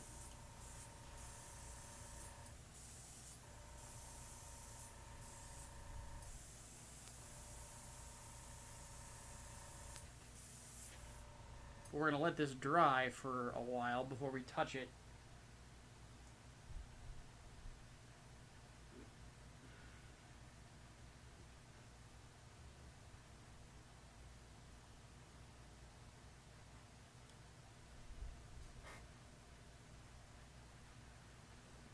Where'd that Tamiya jar go? I put it somewhere. Ah! Oh, it's right here.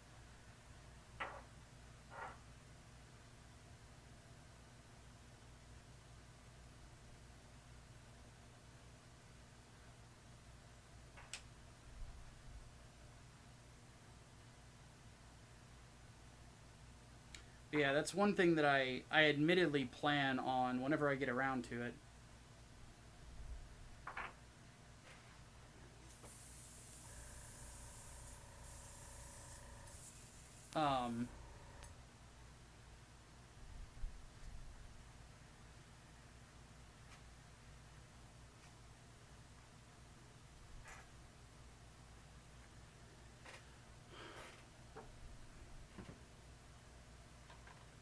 Whenever I get back to work on the Argonauts, a lot of what it's going to be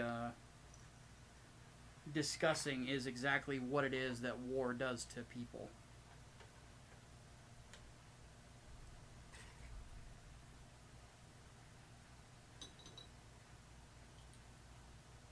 And discuss a lot of like man's inhumanity to man, but also how war makes us inhuman in a lot of ways. Where it puts us into situations where no matter what happens when you walk out of that conflict, you're going to be a monster. What level of monster is up to you.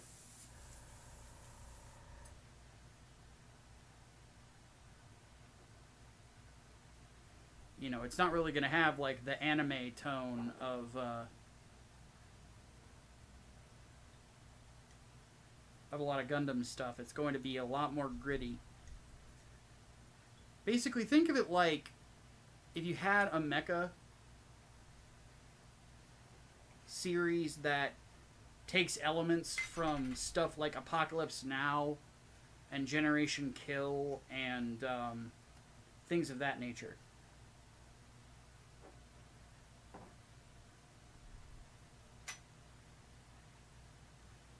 That's effectively what I'm trying to do with it.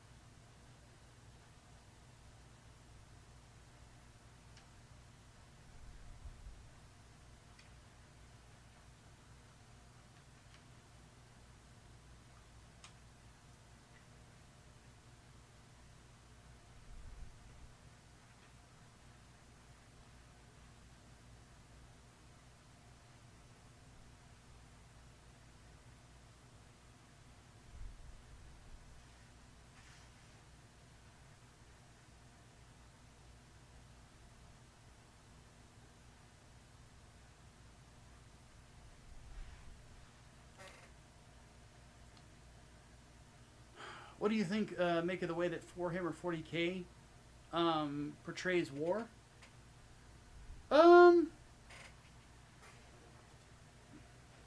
It's hard to say, because I'm still sort of like learning about and digesting 40k in a lot of ways. I don't really have an answer for that yet.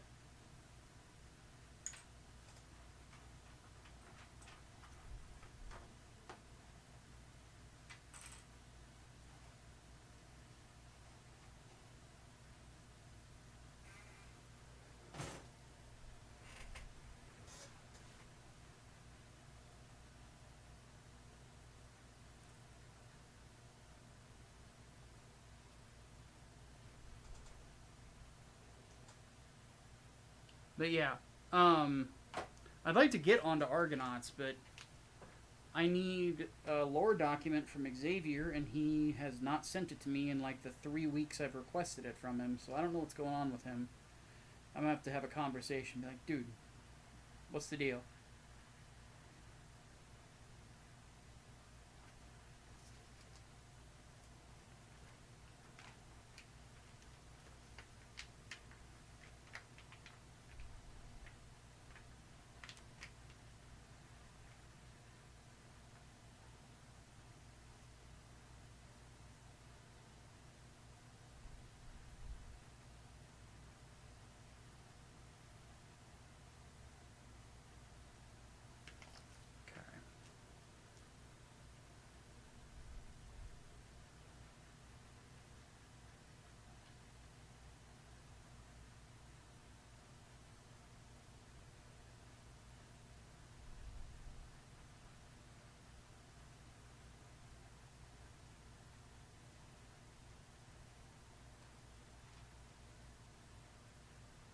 In fact, I'm gonna go ahead and DM him real quick.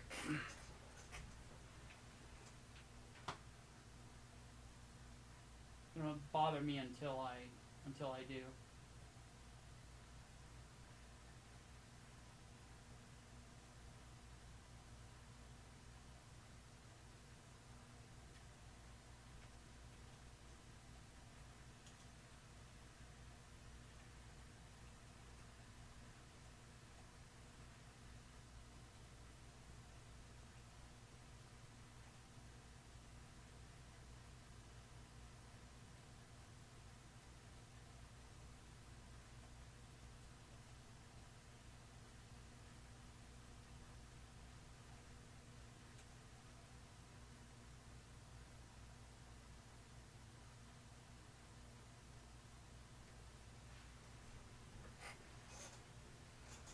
Okay. Whoa! Columbia, $20. Holy shit, dude. He says, I highly recommend Battletech to you. It's built on a ton of what you're talking about its foundation. Memes are not accurate, but there is hours of lore, the Great House, the clans, Periphery, and 800 years of war. I'll look into it at some point. Right now, admittedly, I've been diving into 40k stuff because Space Marine's coming out. So I'm admittedly kind of locked in with whatever's going on with that.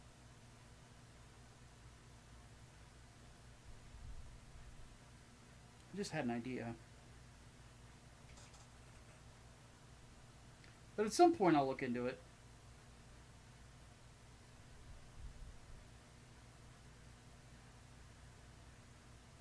Yeah, I know what I'm going to do with this.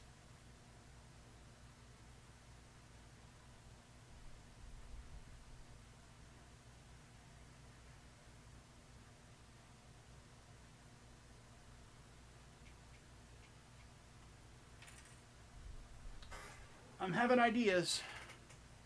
Thoughts on Blue Comet Thing and Lasner. I have no fucking clue what it is.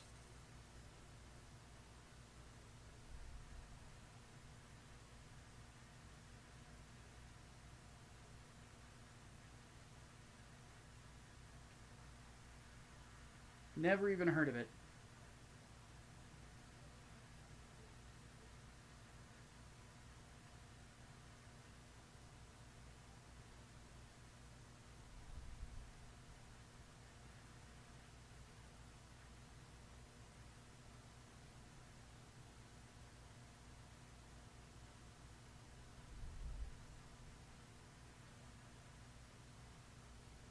Okay, I'm cooking on something here.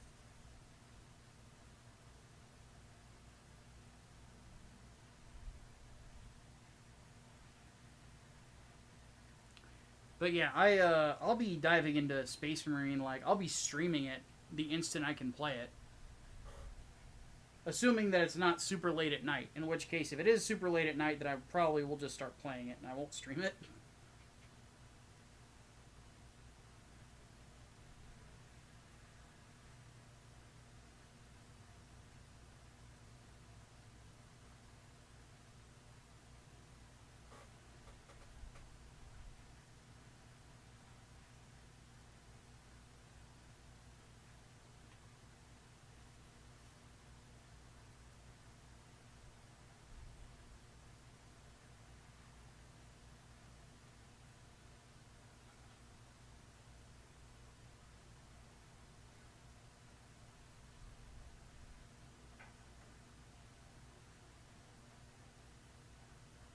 But yeah, the stuff I have planned right now, review-wise, is, How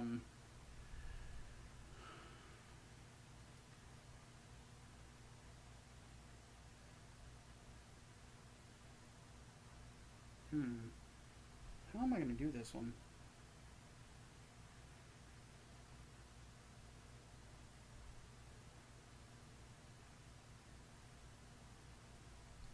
I may have assembled this in haste.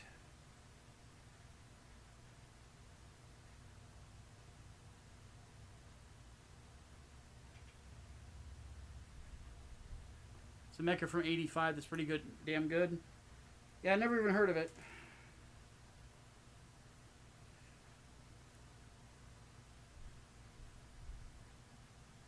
Okay, idea. I'm cooking up an idea here.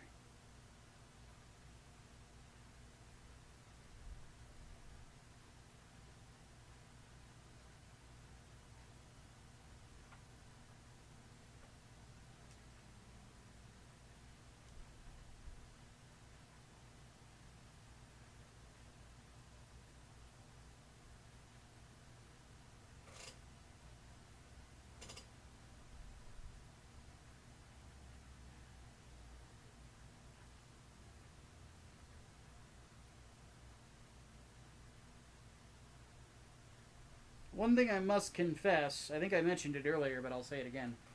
I'm not really a weeb. You know?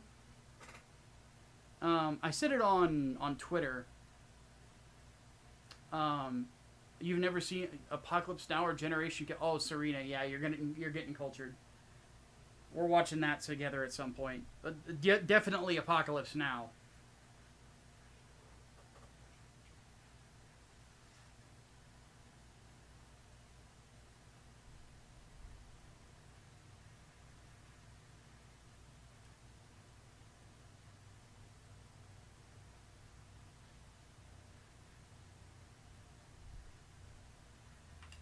Apocalypse Now is one of the greatest films ever made.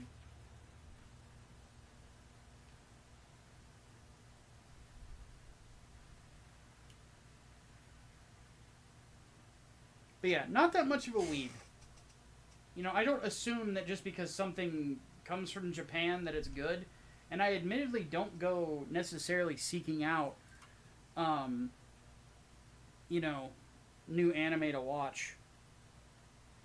Unless I have just, like, nothing going on at the time. Which is pretty rare these days.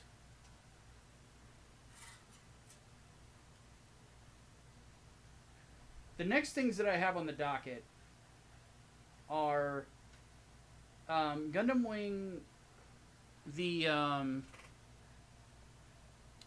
what is it? The third part of the deep dive, which Shirt Dude is editing right now.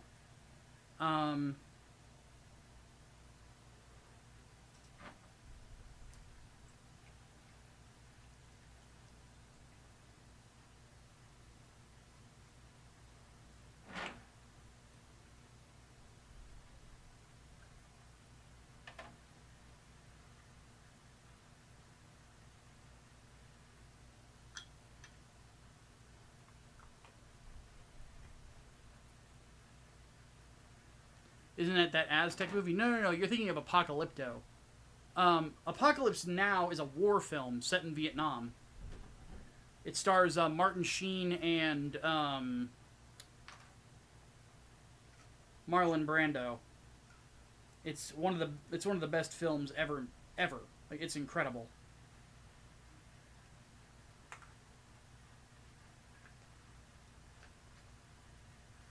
It's one where Marlon Brando, like, barely read the fucking script. He showed up fat to the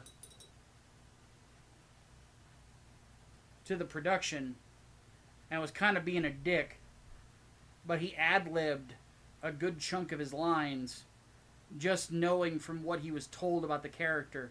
He was so in Kurtz's head just from general descriptions that he just made fucking magic with it. Like, Marlon Brando was an incredible fucking actor. Absolutely incredible.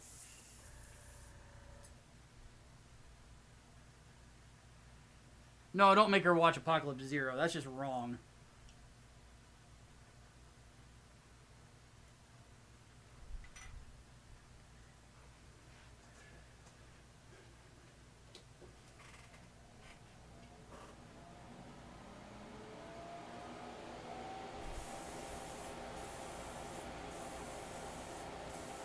I'm going to show you guys what I'm cooking with this here in a second.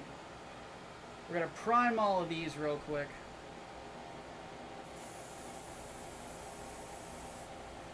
But what I want with it is a bit of color variation.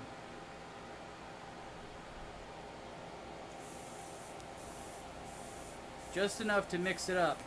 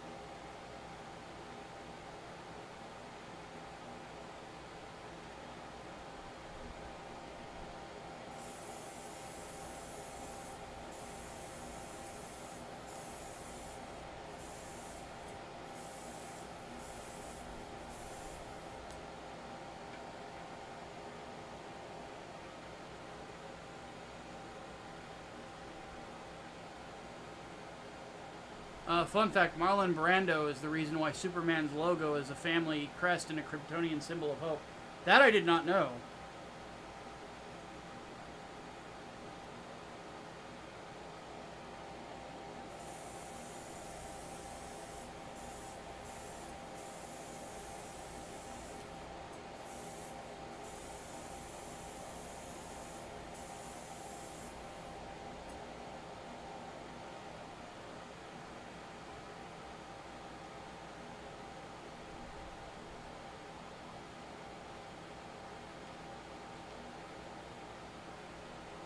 Why was the production of Apocalypse Now hell? A lot of it was just trying to film on location. I don't remember all the stories about it, but I'd have to look it up. Generally speaking, though, a lot of films that Marlon Brando worked in near the end of his career, he was kind of a dick. So... like, he also made, the production and, everything with the Island of Dr. Moreau, apparently very hellish.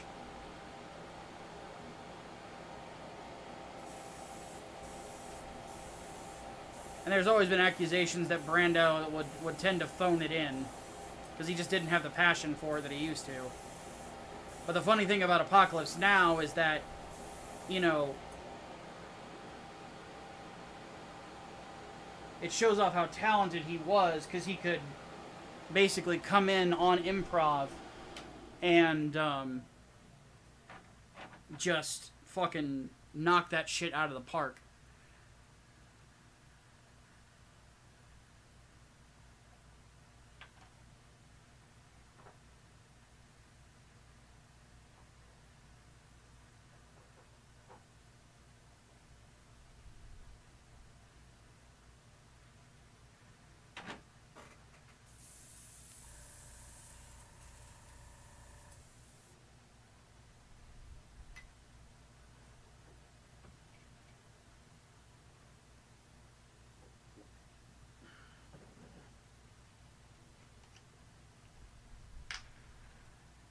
And again, that's the thing about Marlon Brando. Dude legitimately was one of the greatest actors that ever lived.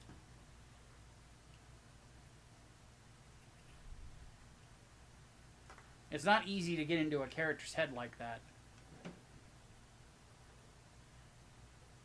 To where you can just think about them and think about what they've gone through and the type of person that they are.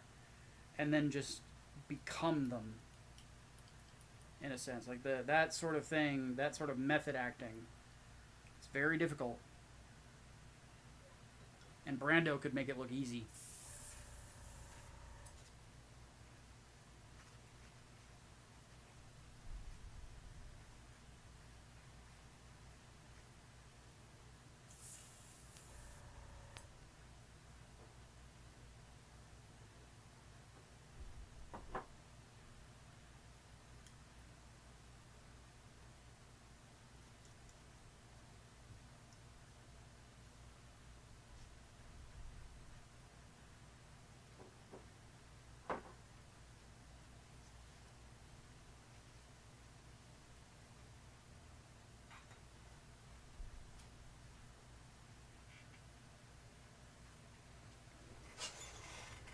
Not Apocalypse Zero, Will Gary. That's a different thing. Apocalypse Zero is an anime. Apocalypse Now is based on Heart of Darkness.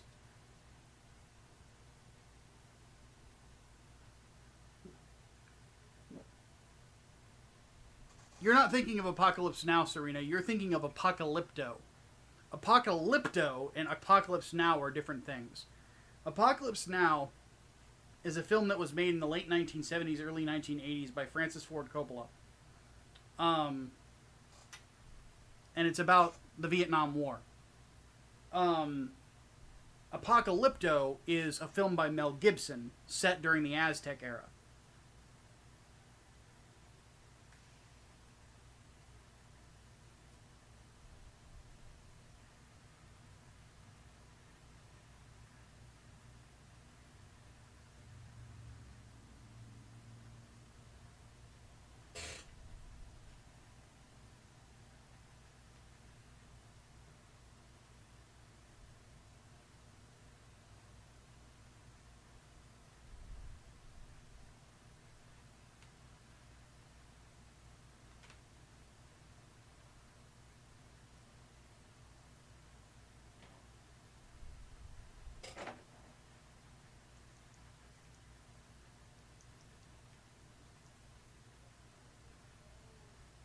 Yeah, I had a feeling you'd never seen Apocalypse Now, Serena.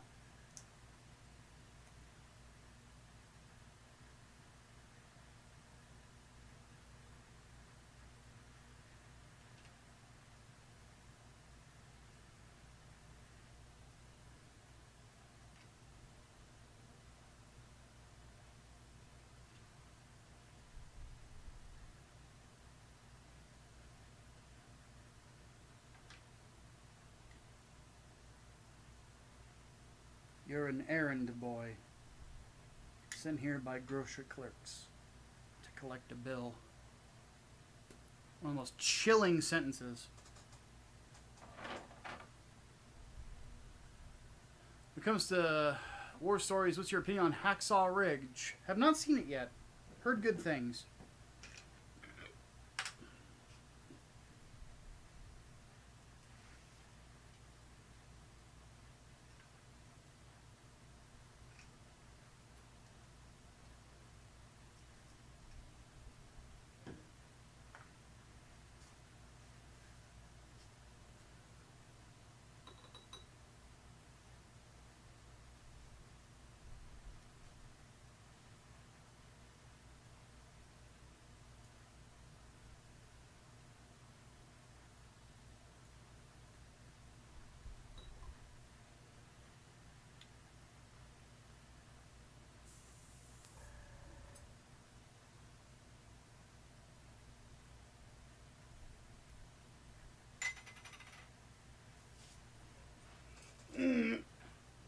Yeah.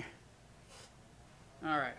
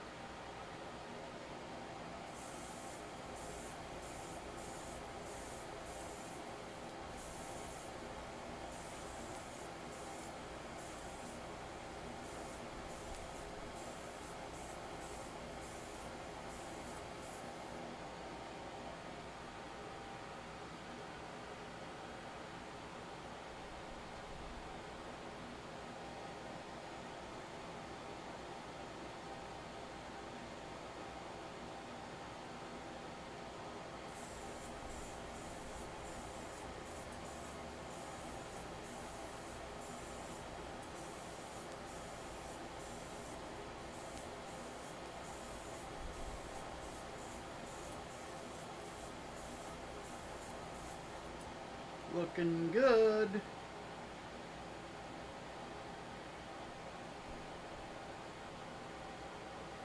Yes, Hot Shots Part 2 did do that because Charlie Sheen's character is taking a boat ride in Vietnam up the river, And on the boat, and there's a boat on the opposing side.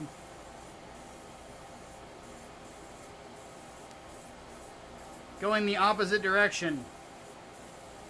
And it's got his dad on it. Because his dad was in Apocalypse Now, and he's playing his character from Apocalypse Now. And they both point at each other and go, "I love you in Wall Street."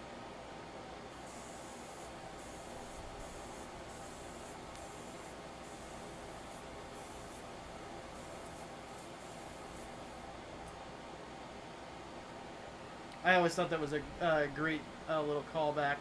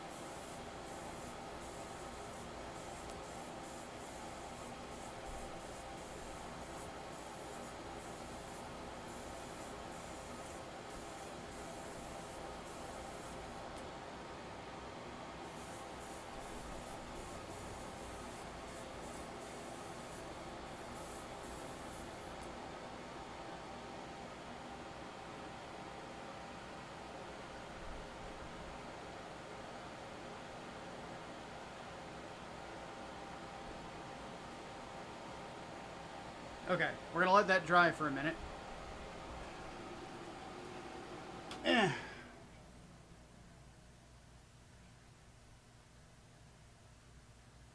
Hey, man of movies, he says, you know, it's always weird to me how Marvel heroes treat Frank compared to Wade.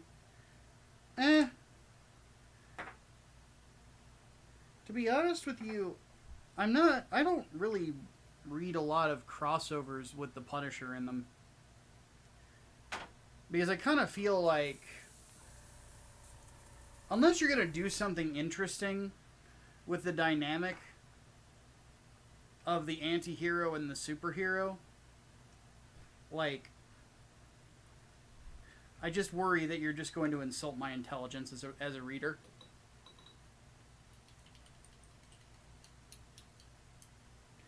Because whenever, like, they would do, like, Spider-Man Punisher crossovers, they always did interesting stuff with it, right?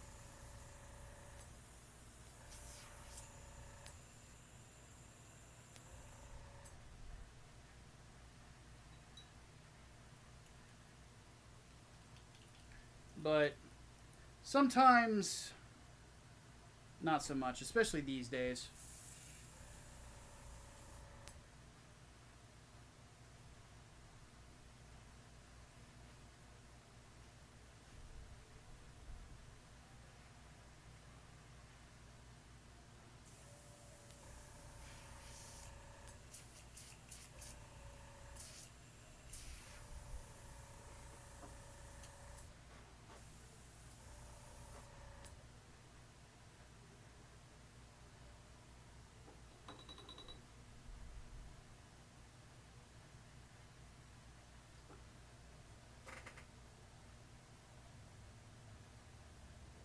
About to piss our Gundam off by saying how much you hate seat freedom?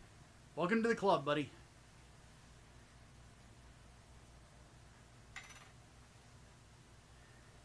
Have I told you guys my story about the last time I interacted with our Gundam?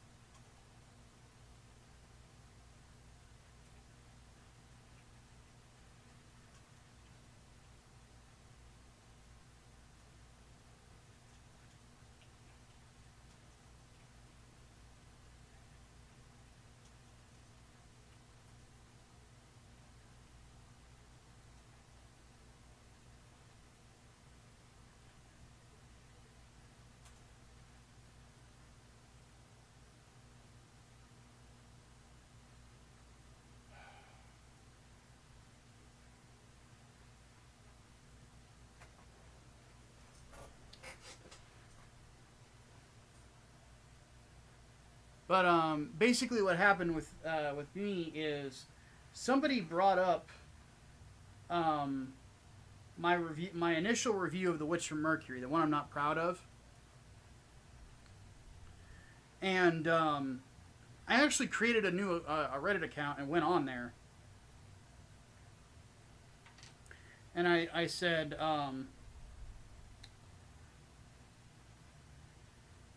Hi there. I am the creator of that video. Nice to meet nice to see everyone. Da da da da. You know, my usual pleasantries. And I said, you know, it's funny you bring that video up because I'm not proud of it either. Because the reason that it was being posted is they saw that I was putting up another video about it.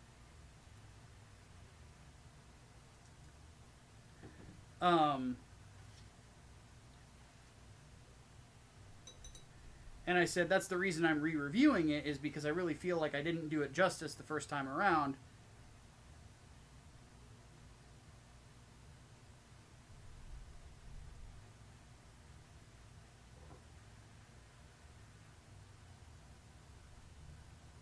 And then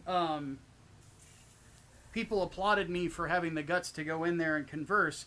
And then lo and behold, the next thing I know, I'm banned from Reddit completely by the Reddit mods.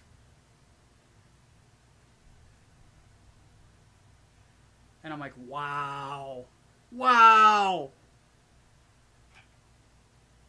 Like, y'all are fucking scared of dissenting opinions.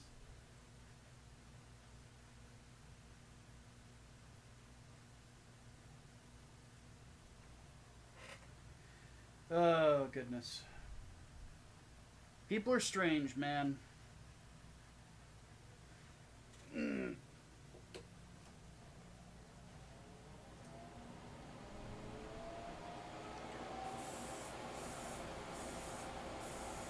Okay. What I'm hoping this is gonna do is gonna give us a good amount of color separation. There's that term again. And give the gun a little bit more pizzazz to it.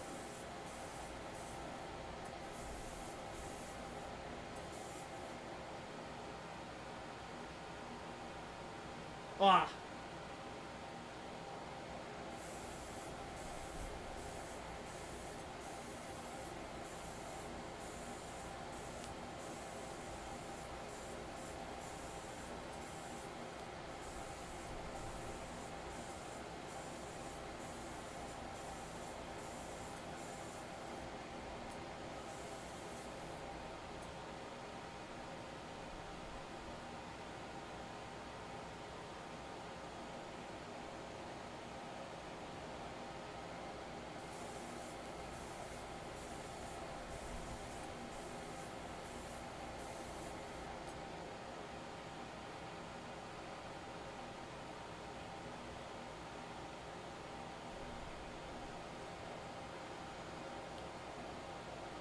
Missed out on the Reddit complaining.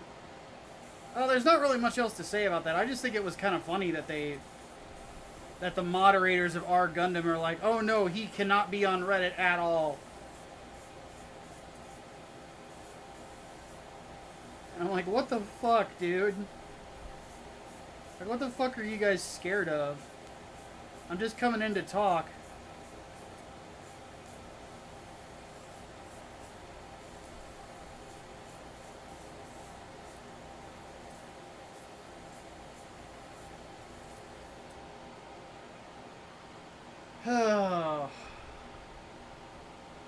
Redditors are a sensitive bunch, man.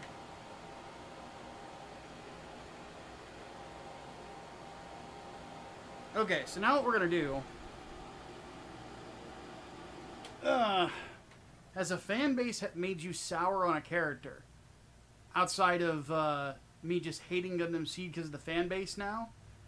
Yeah, Miles Morales' fans do kind of make me hate the character. He's a good example. Then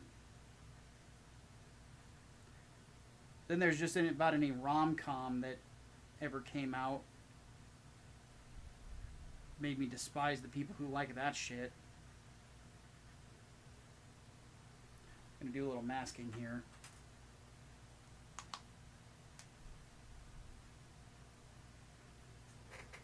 Stuff like that.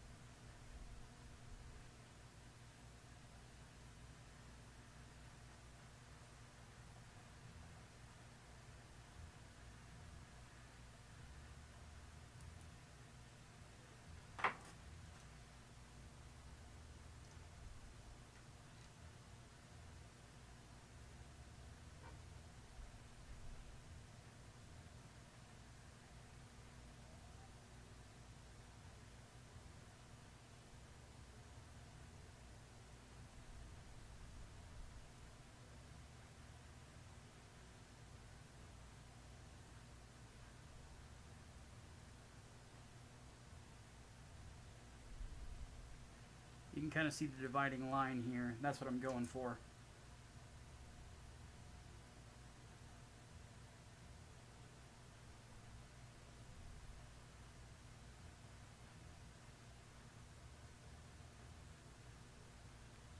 Went to a meetup group for a while, was vocal about the fact I was not enjoying Wish from Mercury at the time, then voiced how 30-minute Sisters looks like Lolly, no one talks to me now. Yeah. That's one thing that's very creepy in anime circles right now. A lot of people that are a little too okay with the sexualization of underage girls.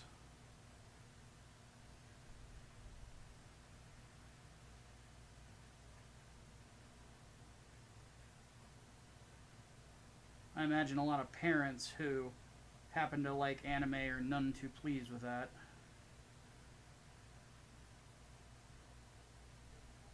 Remember on my old anonymous account on Reddit, seeing a lot of people that were not fans of the fact that our Gundam was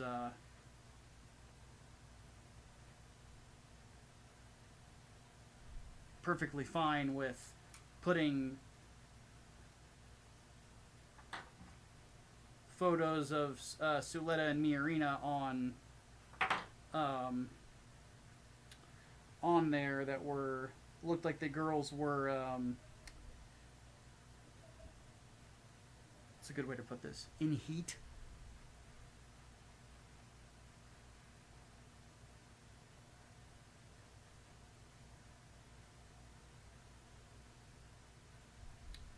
And yeah, it was Witch from Mercury and that subreddit. It's kind of a dark time for the fandom in a lot of ways.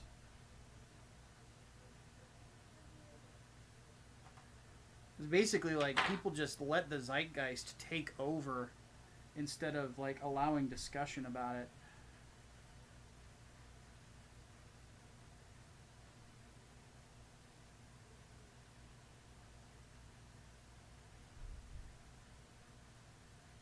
Because I know I wasn't the only one saying, these are teenagers. Not only teenagers, young teenagers.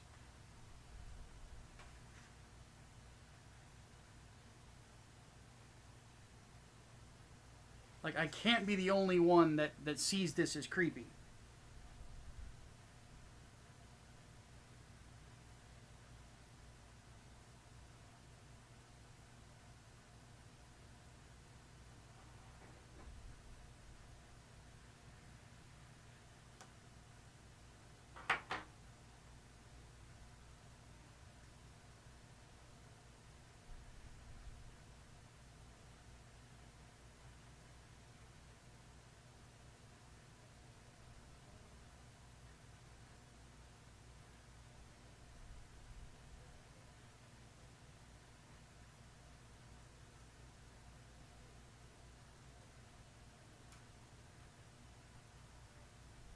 Okay. Now, I'm going to take some big strips of tape.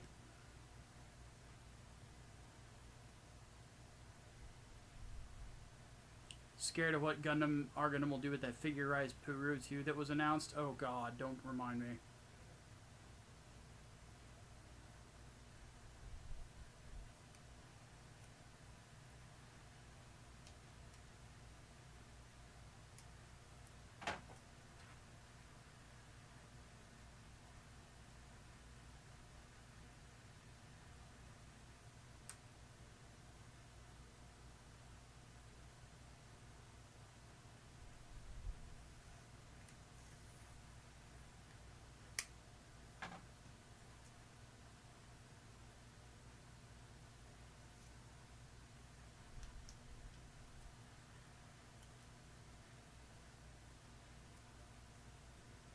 Okay.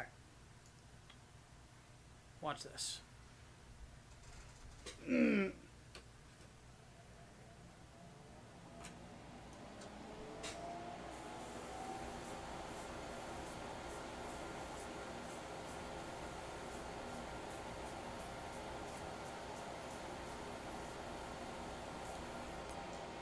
This is a little too thick.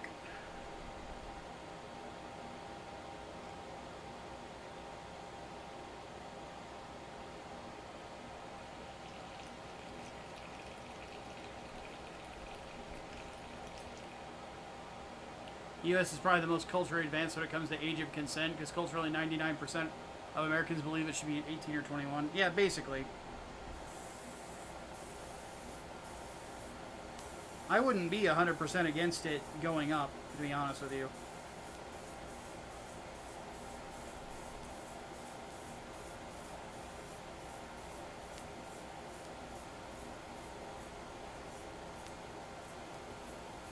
One thing I've had to remind people is that American age of consent laws are based on brain development. They are the most. It is a scientifically sound law.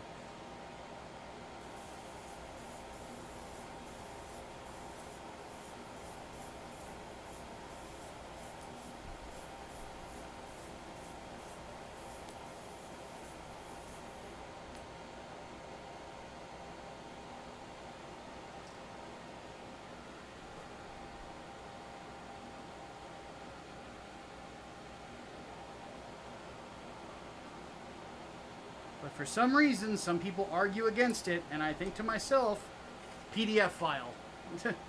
You know?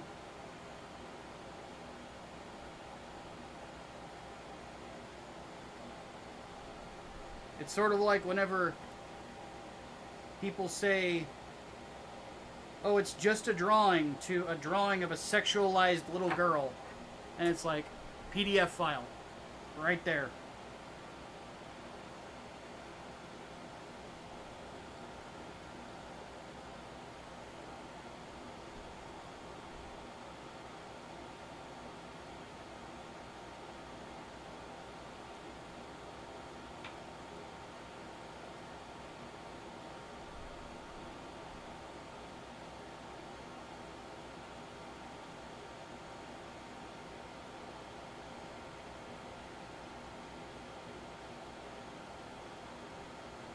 The fact of the matter is that there are certain poses and maneuvers and movements that are sexual in nature. And to see a child taking part of in those, we know what that's for. And we know why some people are defending it.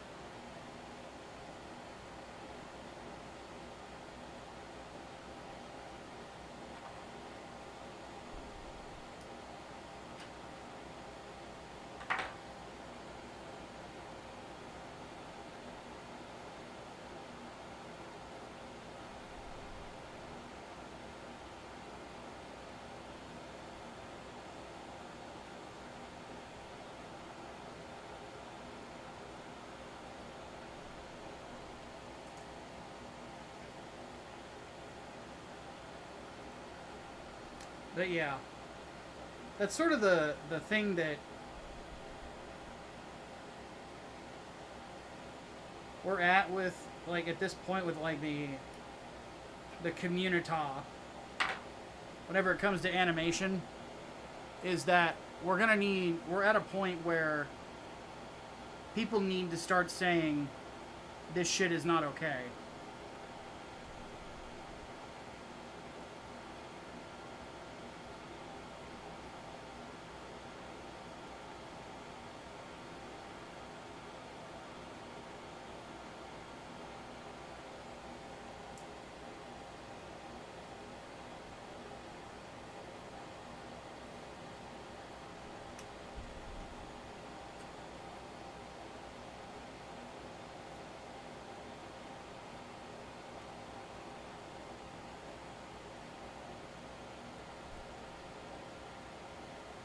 If I ever heard of Luminity, it's a ship from the show The Owl House. Characters are 14, and adults on Twitter are sexualized and obsessed over them all the time. Yeah, those are people doing that are pedophiles, and they deserve to be called pedophiles.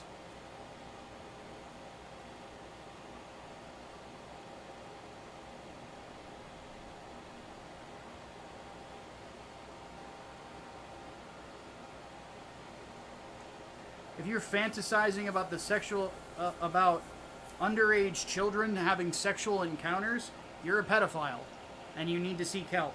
You should not be on social media.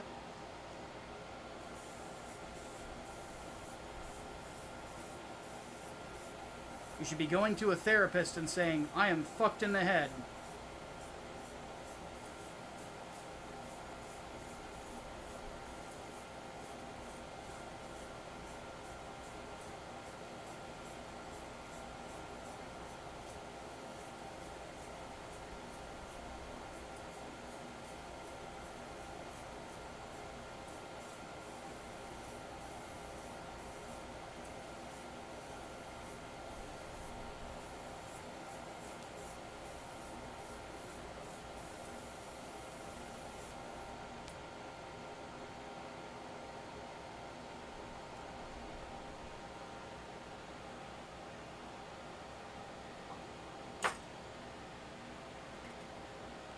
So yeah.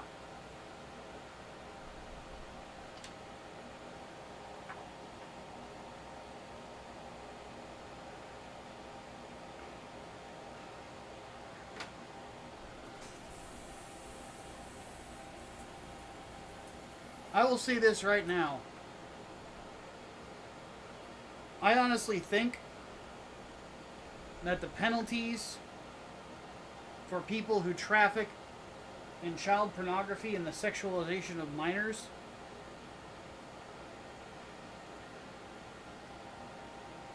I don't think the penalties are harsh enough. I think we ought to shoot them. One bullet right to the head. Start killing people, people are going to stop doing that.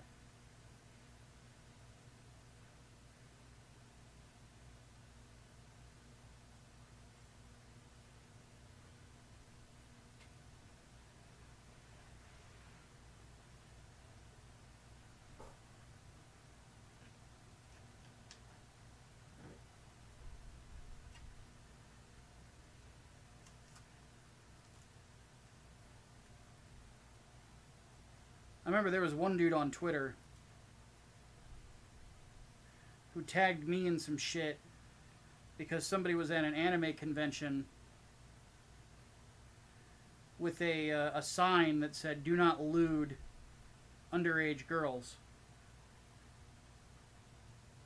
And he tagged me in it, like, look at this person trying to get art censored. I'm like, no, don't tag me in this shit, motherfucker. I am completely in the don't lewd the lolly camp.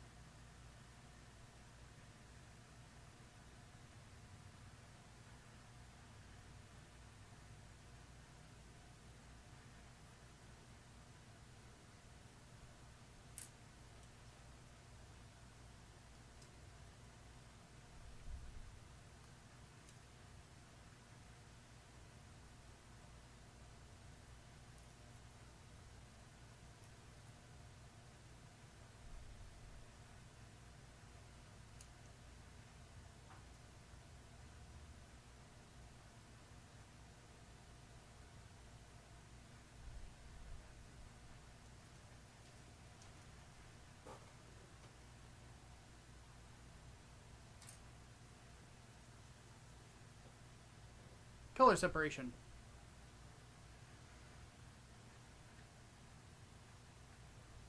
Now let's assemble.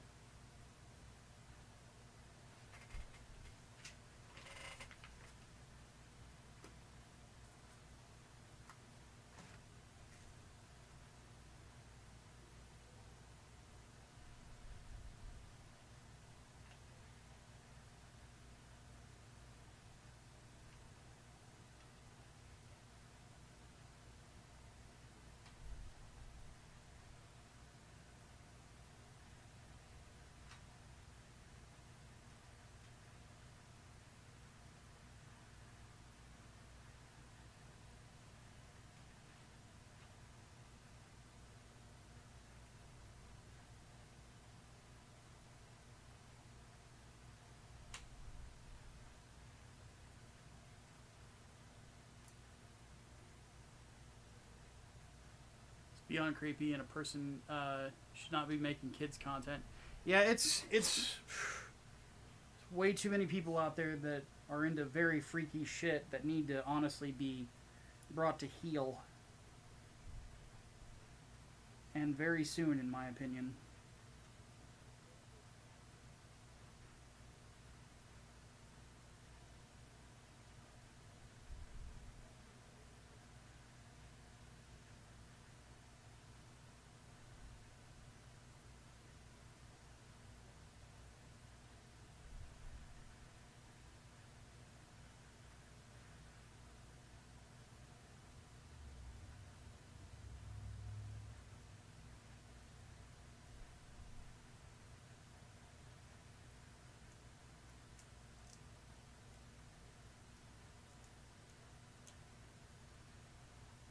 See the little difference again that just a little bit of color separation makes?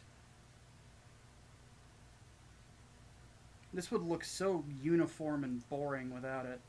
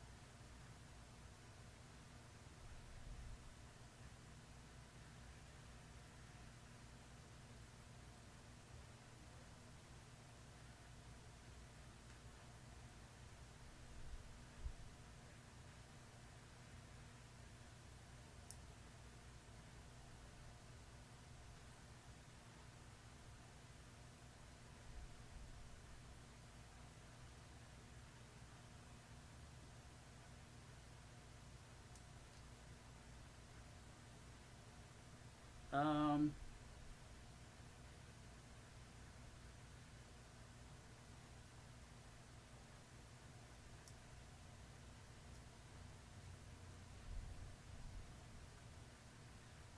I'm missing something here, aren't I?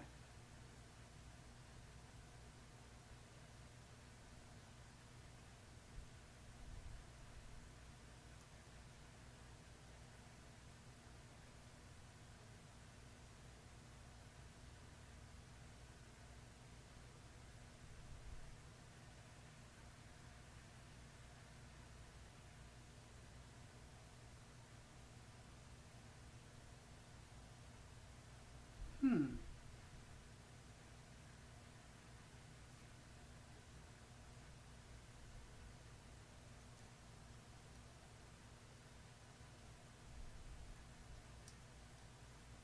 How's this supposed to fit on here? There's like no spot for it to snap in.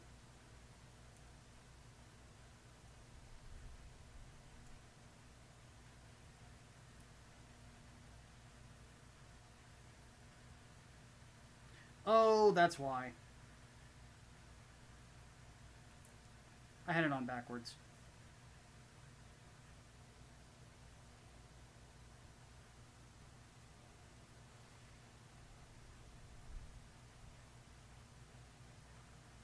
But unfortunately, there's a bald spot underneath there that I gotta paint real quick.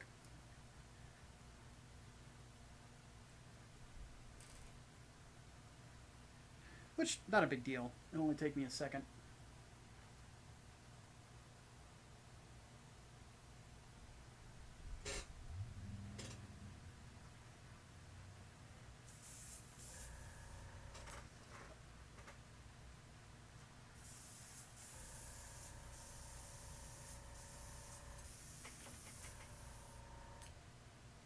The part is it's a Disney show. Heavily popular. Ugh. What the fuck?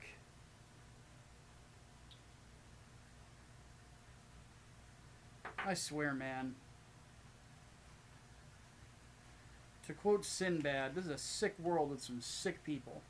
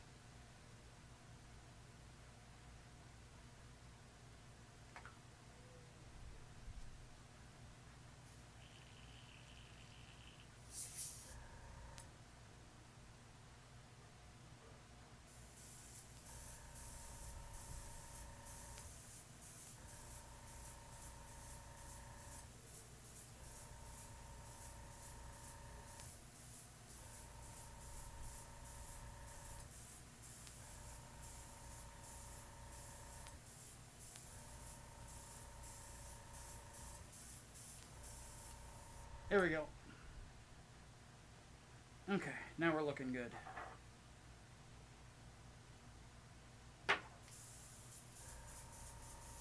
Shouldn't have done that without the fan going, but fuck it, I was in a rush.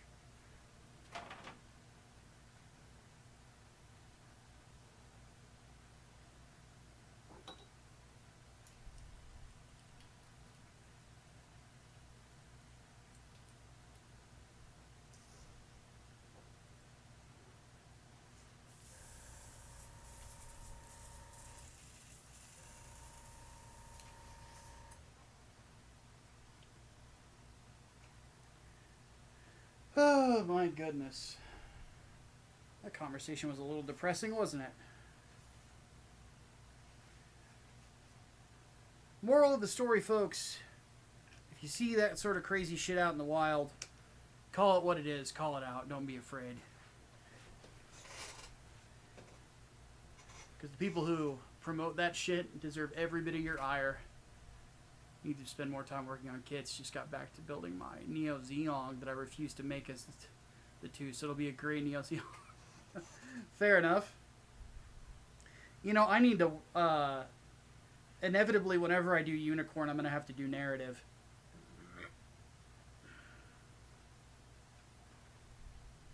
Which I watched once at like 3 in the morning and barely remember any of it.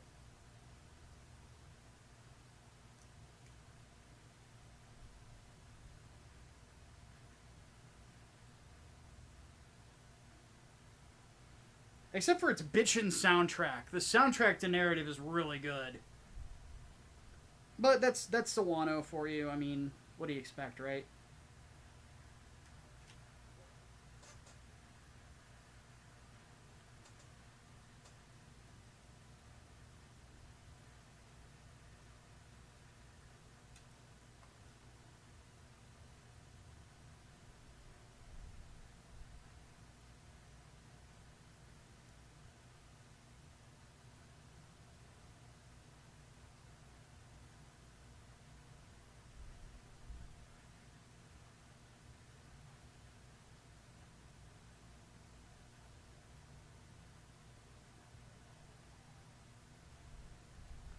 Pretty looking rifle.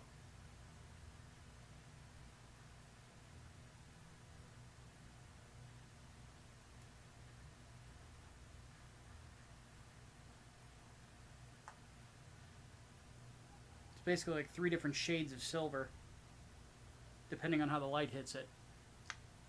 I'm proud of this one, man.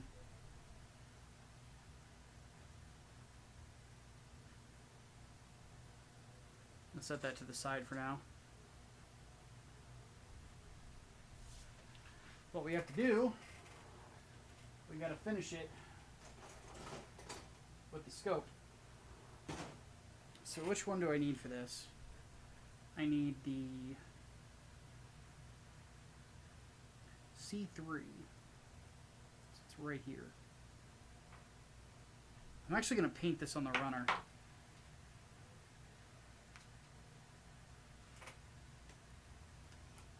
I actually have a metallic green marker here. Don't like the narrative Gundam's design? I thought it was alright. You know, because it looks like what it is, which is basically like a rushed out of mothballs prototype new Gundam.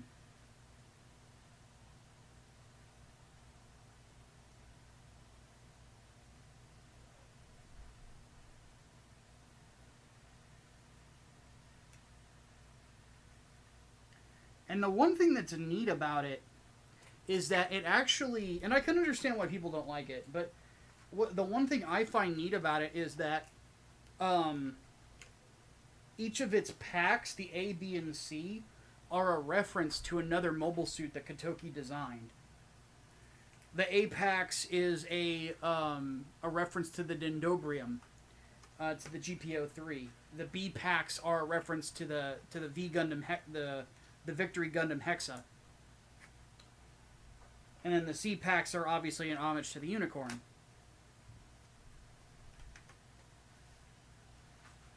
I always thought that was a neat little touch that Kotoki threw in there.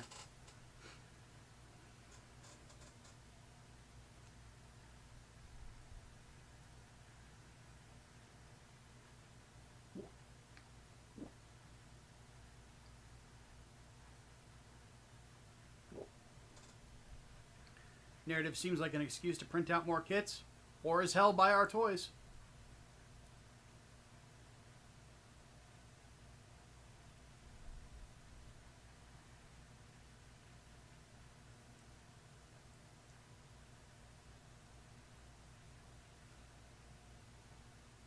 I'll probably do the master grade narrative at some point.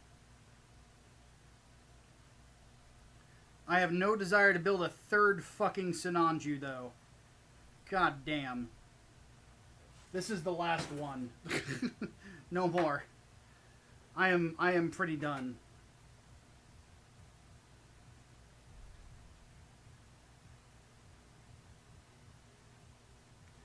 But yeah, the next thing I have on my list for me time, whenever it comes to watching things, is Dead Man's Shoes.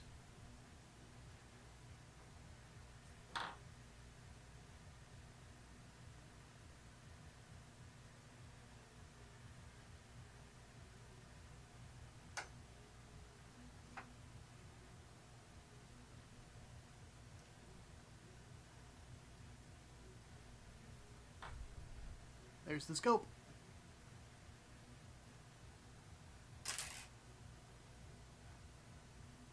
God, that is sick looking. And it fell out.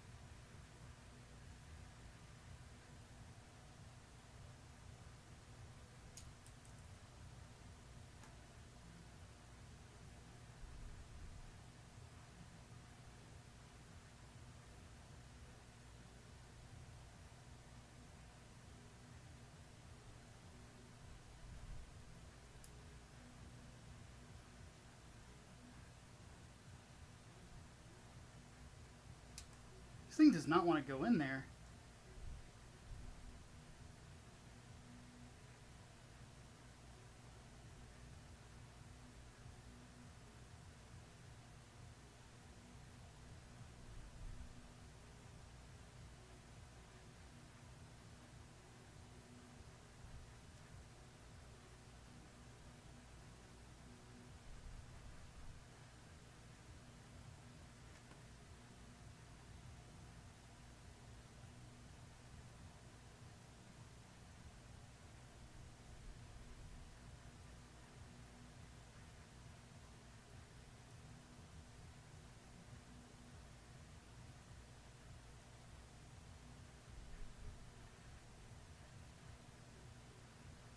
How is this supposed to fit?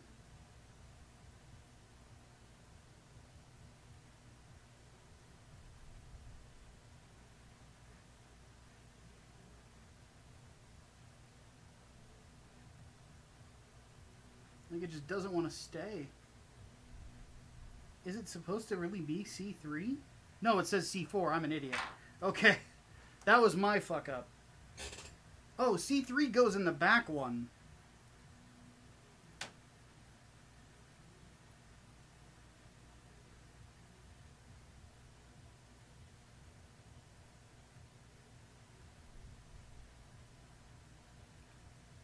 It's a dual scope. Okay.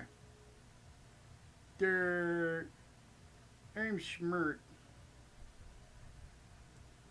Okay, let me grab the other one.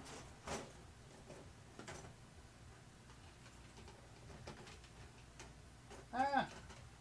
Give it back. Okay. How long have we been going? Almost 3 hours, God. Here in a sec, I'm going to take a break.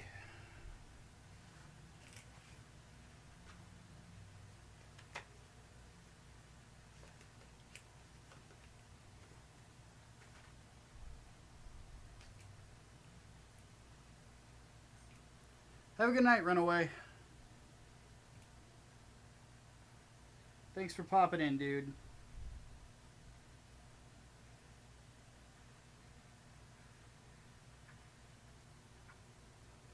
This is the benefit of having Gundam markers around. They really do come in handy in a pinch.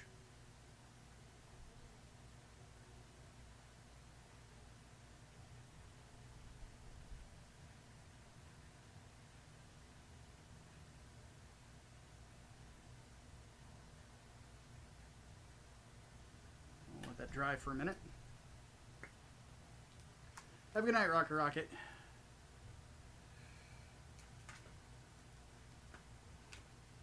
Yeah, it's gonna be interesting, like going back over like Unicorn and shit like that. I do have a Discord actually, Nintendo Gal. It's a members thing. So if you become a member of the channel, you can just connect to it through your Discord connections, and you can come in and join the discussion. We got a good community. It's not super big, but there's a good amount of people in there that are a lot of fun to be around.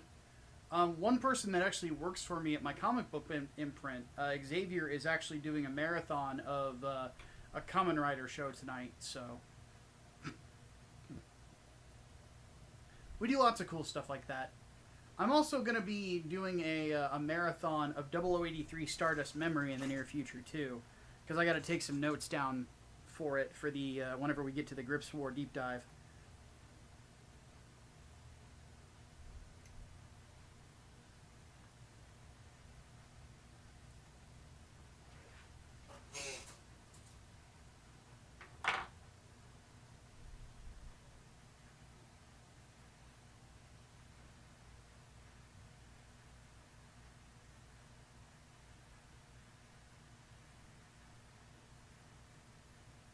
Ah, shit, it wasn't dry. Oh, well. I can always touch it up. Not a big deal. Sucks I don't give YouTube any more money. They refuse to help me when I try to resub to another channel. Well, there is also... we do keep it open also for people who use Patreon and Subscribestar as well. So those are other options. But yeah, it's a paid thing, admittedly.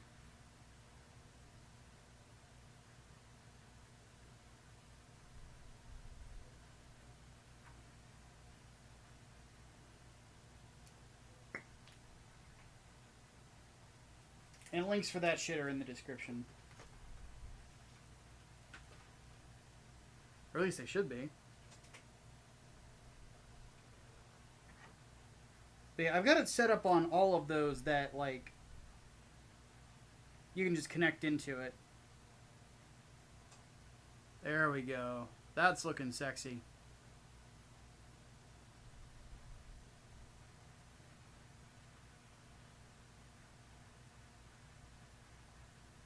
Gosh. Okay, I'm gonna get up and take a stretch break real quick. Ugh! Gosh. Oh, man. Oh, well, you just got a membership.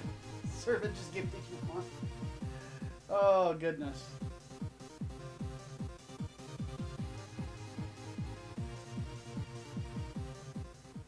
Oh.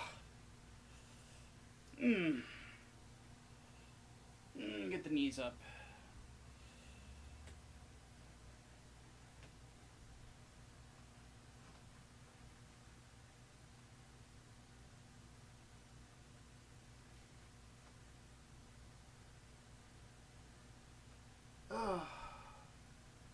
My back has actually recovered pretty well.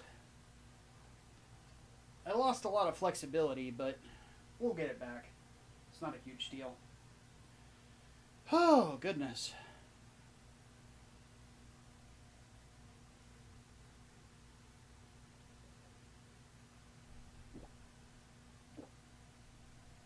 But yeah, I'll also get you added to the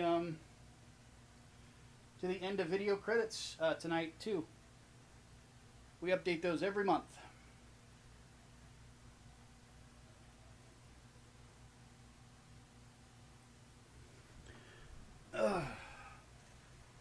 Getting this weird kind of tightness in the lower back of my right leg. Not liking it very much. All right, so we got the rifle done. One thing I want to futz around with real fast. Is the big boy here.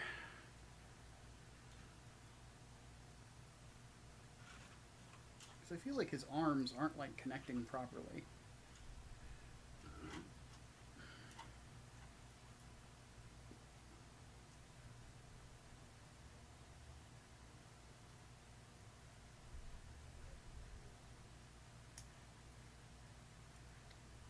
Oh, that was why. No, even then, they're not sitting flat.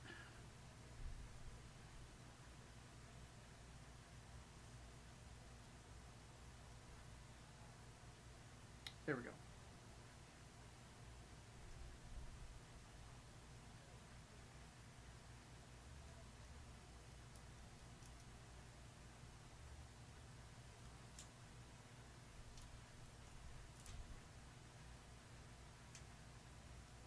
And that would be part of the problem. His hips aren't sitting very safely in there either. Let's fix that.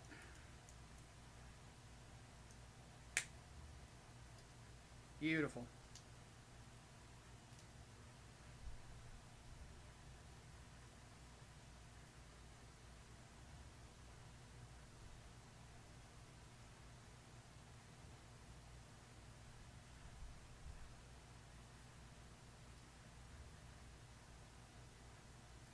Okay, now he's all straightened out.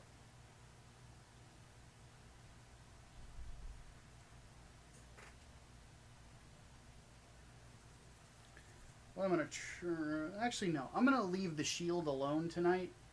We're not going to touch it anymore. We're just going to do this bazooka attachment.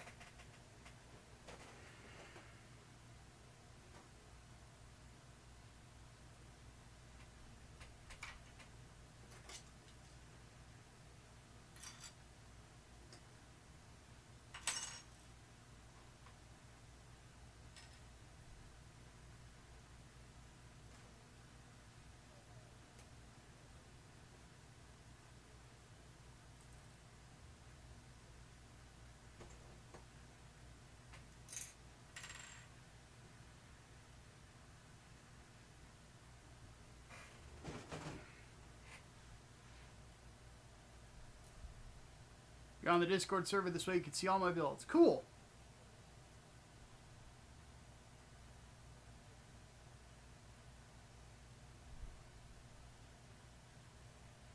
Got dough for cinnamon rolls rising. Takes about an hour. Grandma's B-day tomorrow, and those are her favorite thing I make. Nice.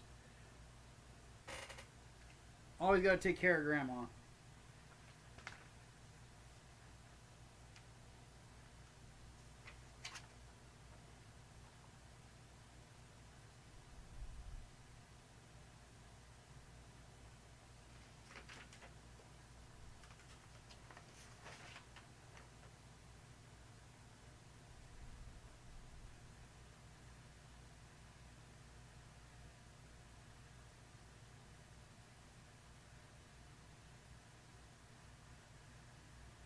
Well, that's interesting.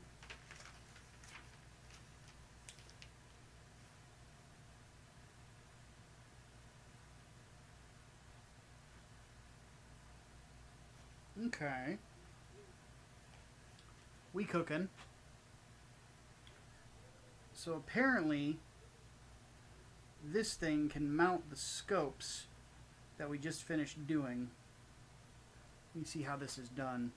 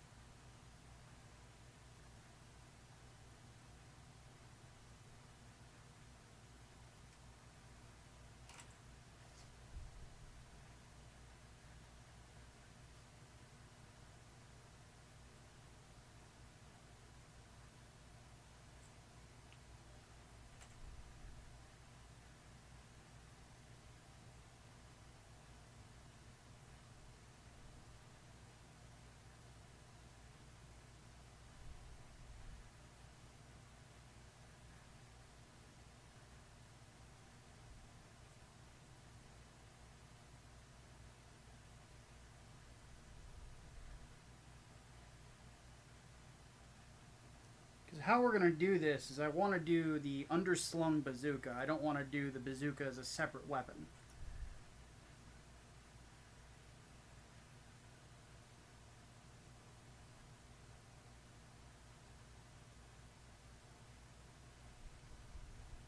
Because admittedly that is something that I really like about the Sinanju is its rifle.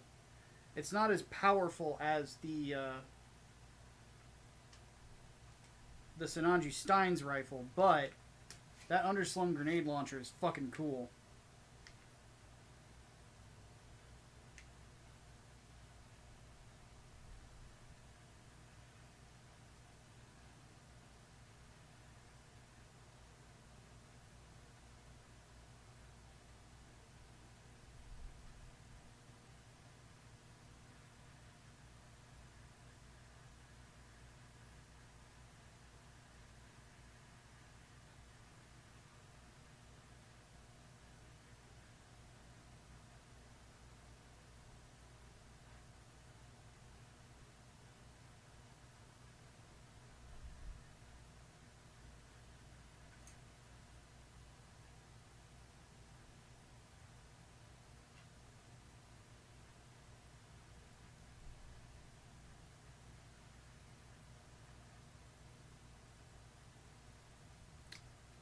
This one is going to have to get painted a little weird.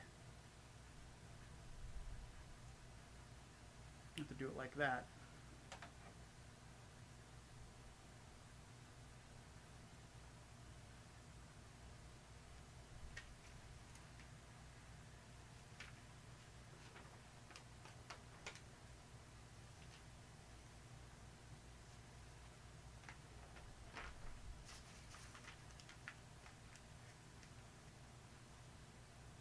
So I'm going to have to do the same thing with the barrel, too.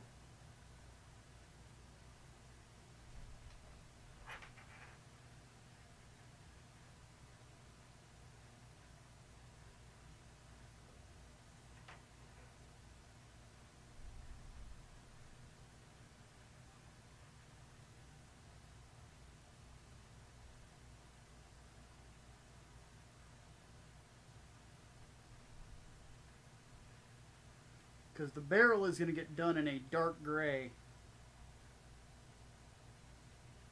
Then the rest of it will be in that lighter gray.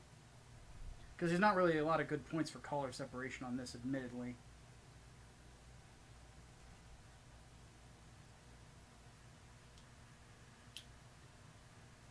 Fuck. Not good.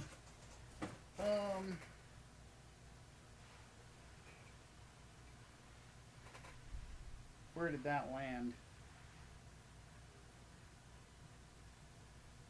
Shoot. It fell into the void.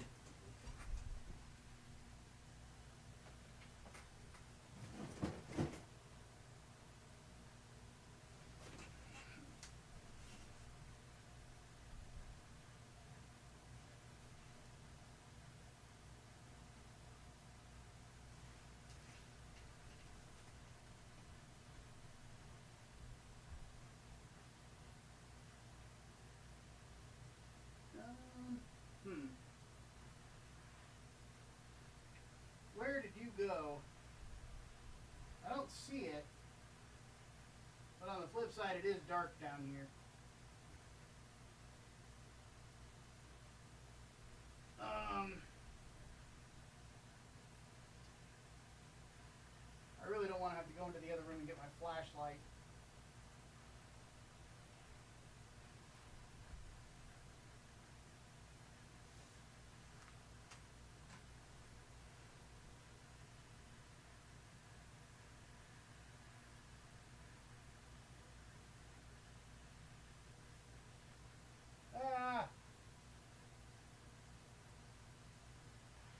Frick.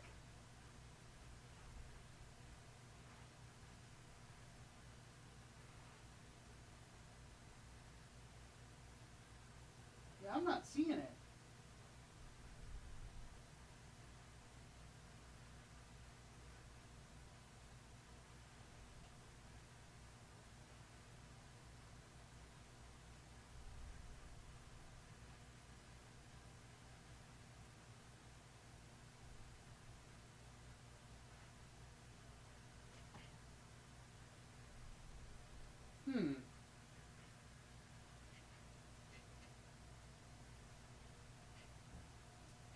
I don't know where it flew off to. I'm gonna have to go get my phone, which has a flashlight on it, to find it.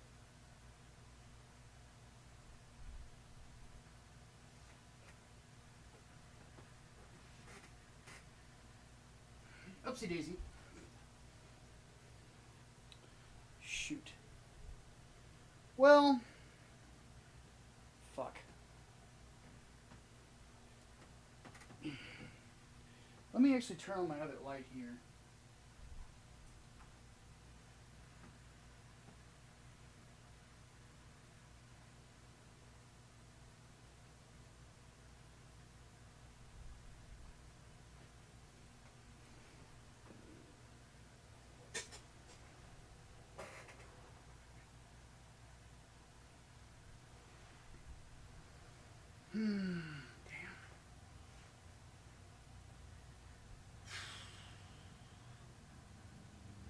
Well, shoot.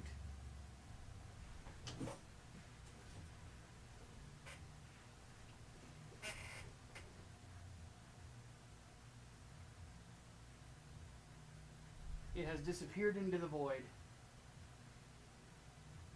Damn. Well, so much for that idea. Alright. I have found myself frustrated. I tell myself I'm not going to work frustrated, so I'm not going to. We're going to go ahead and call it here. But before we call it, I guess we're going to do one more stream of Sinanju then. And we'll do the Nightingale afterwards. I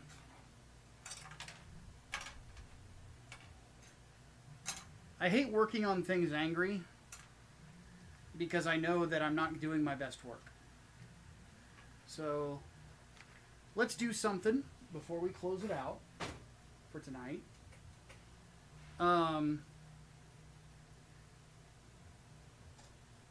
Pull full frontal here. Grab him real quick.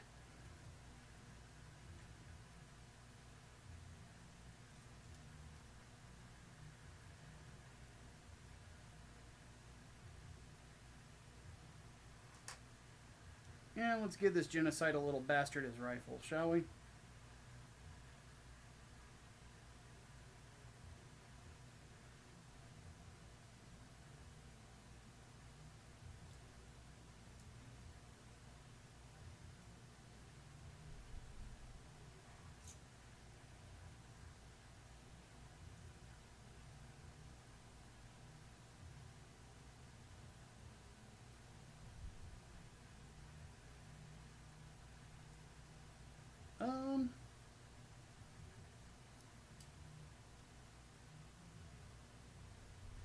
There we go. Had to rotate his arm a certain way to even get it to fit.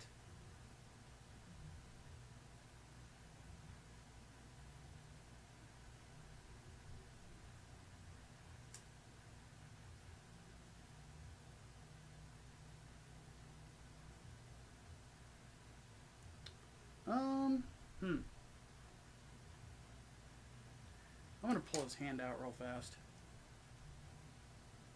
Nice feet. Thank you. I worked very hard on them.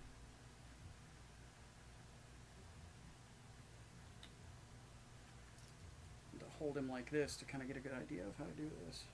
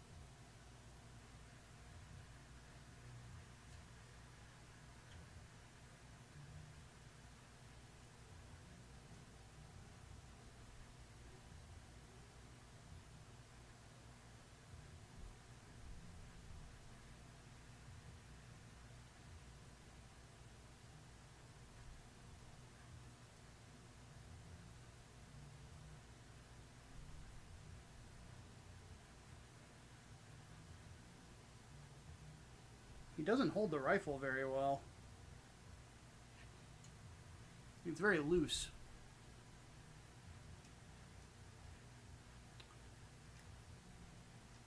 But there it is. Kind of reminiscent of the long rifle, like a miniaturized version of the long rifle that the Moon Gundam uses. Now you can see why I want to put the bazooka on it. Give it a little thickness. So, alright, well, we'll leave the Sinanju here today, and we will have one more session with him next time. I just don't want to work when I'm angry. We'll be back on Tuesday to do that. Ugh. That's why super glue was invented. Oh, goodness. But yeah, he's looking good so far. I'm proud of it. It's been a lot of work to get him to look this good, so. Oh, my gosh. I'm exhausted. I'm in need of food. So I'm going to go get food. And go from there. I don't see anybody to redirect to. So, we're going to call it there. Everybody have yourselves a great night, great rest of your weekend. I will check you guys. Am I going to do metal parts? Not on this one. I might do it on a different kit. But I will catch you guys next time.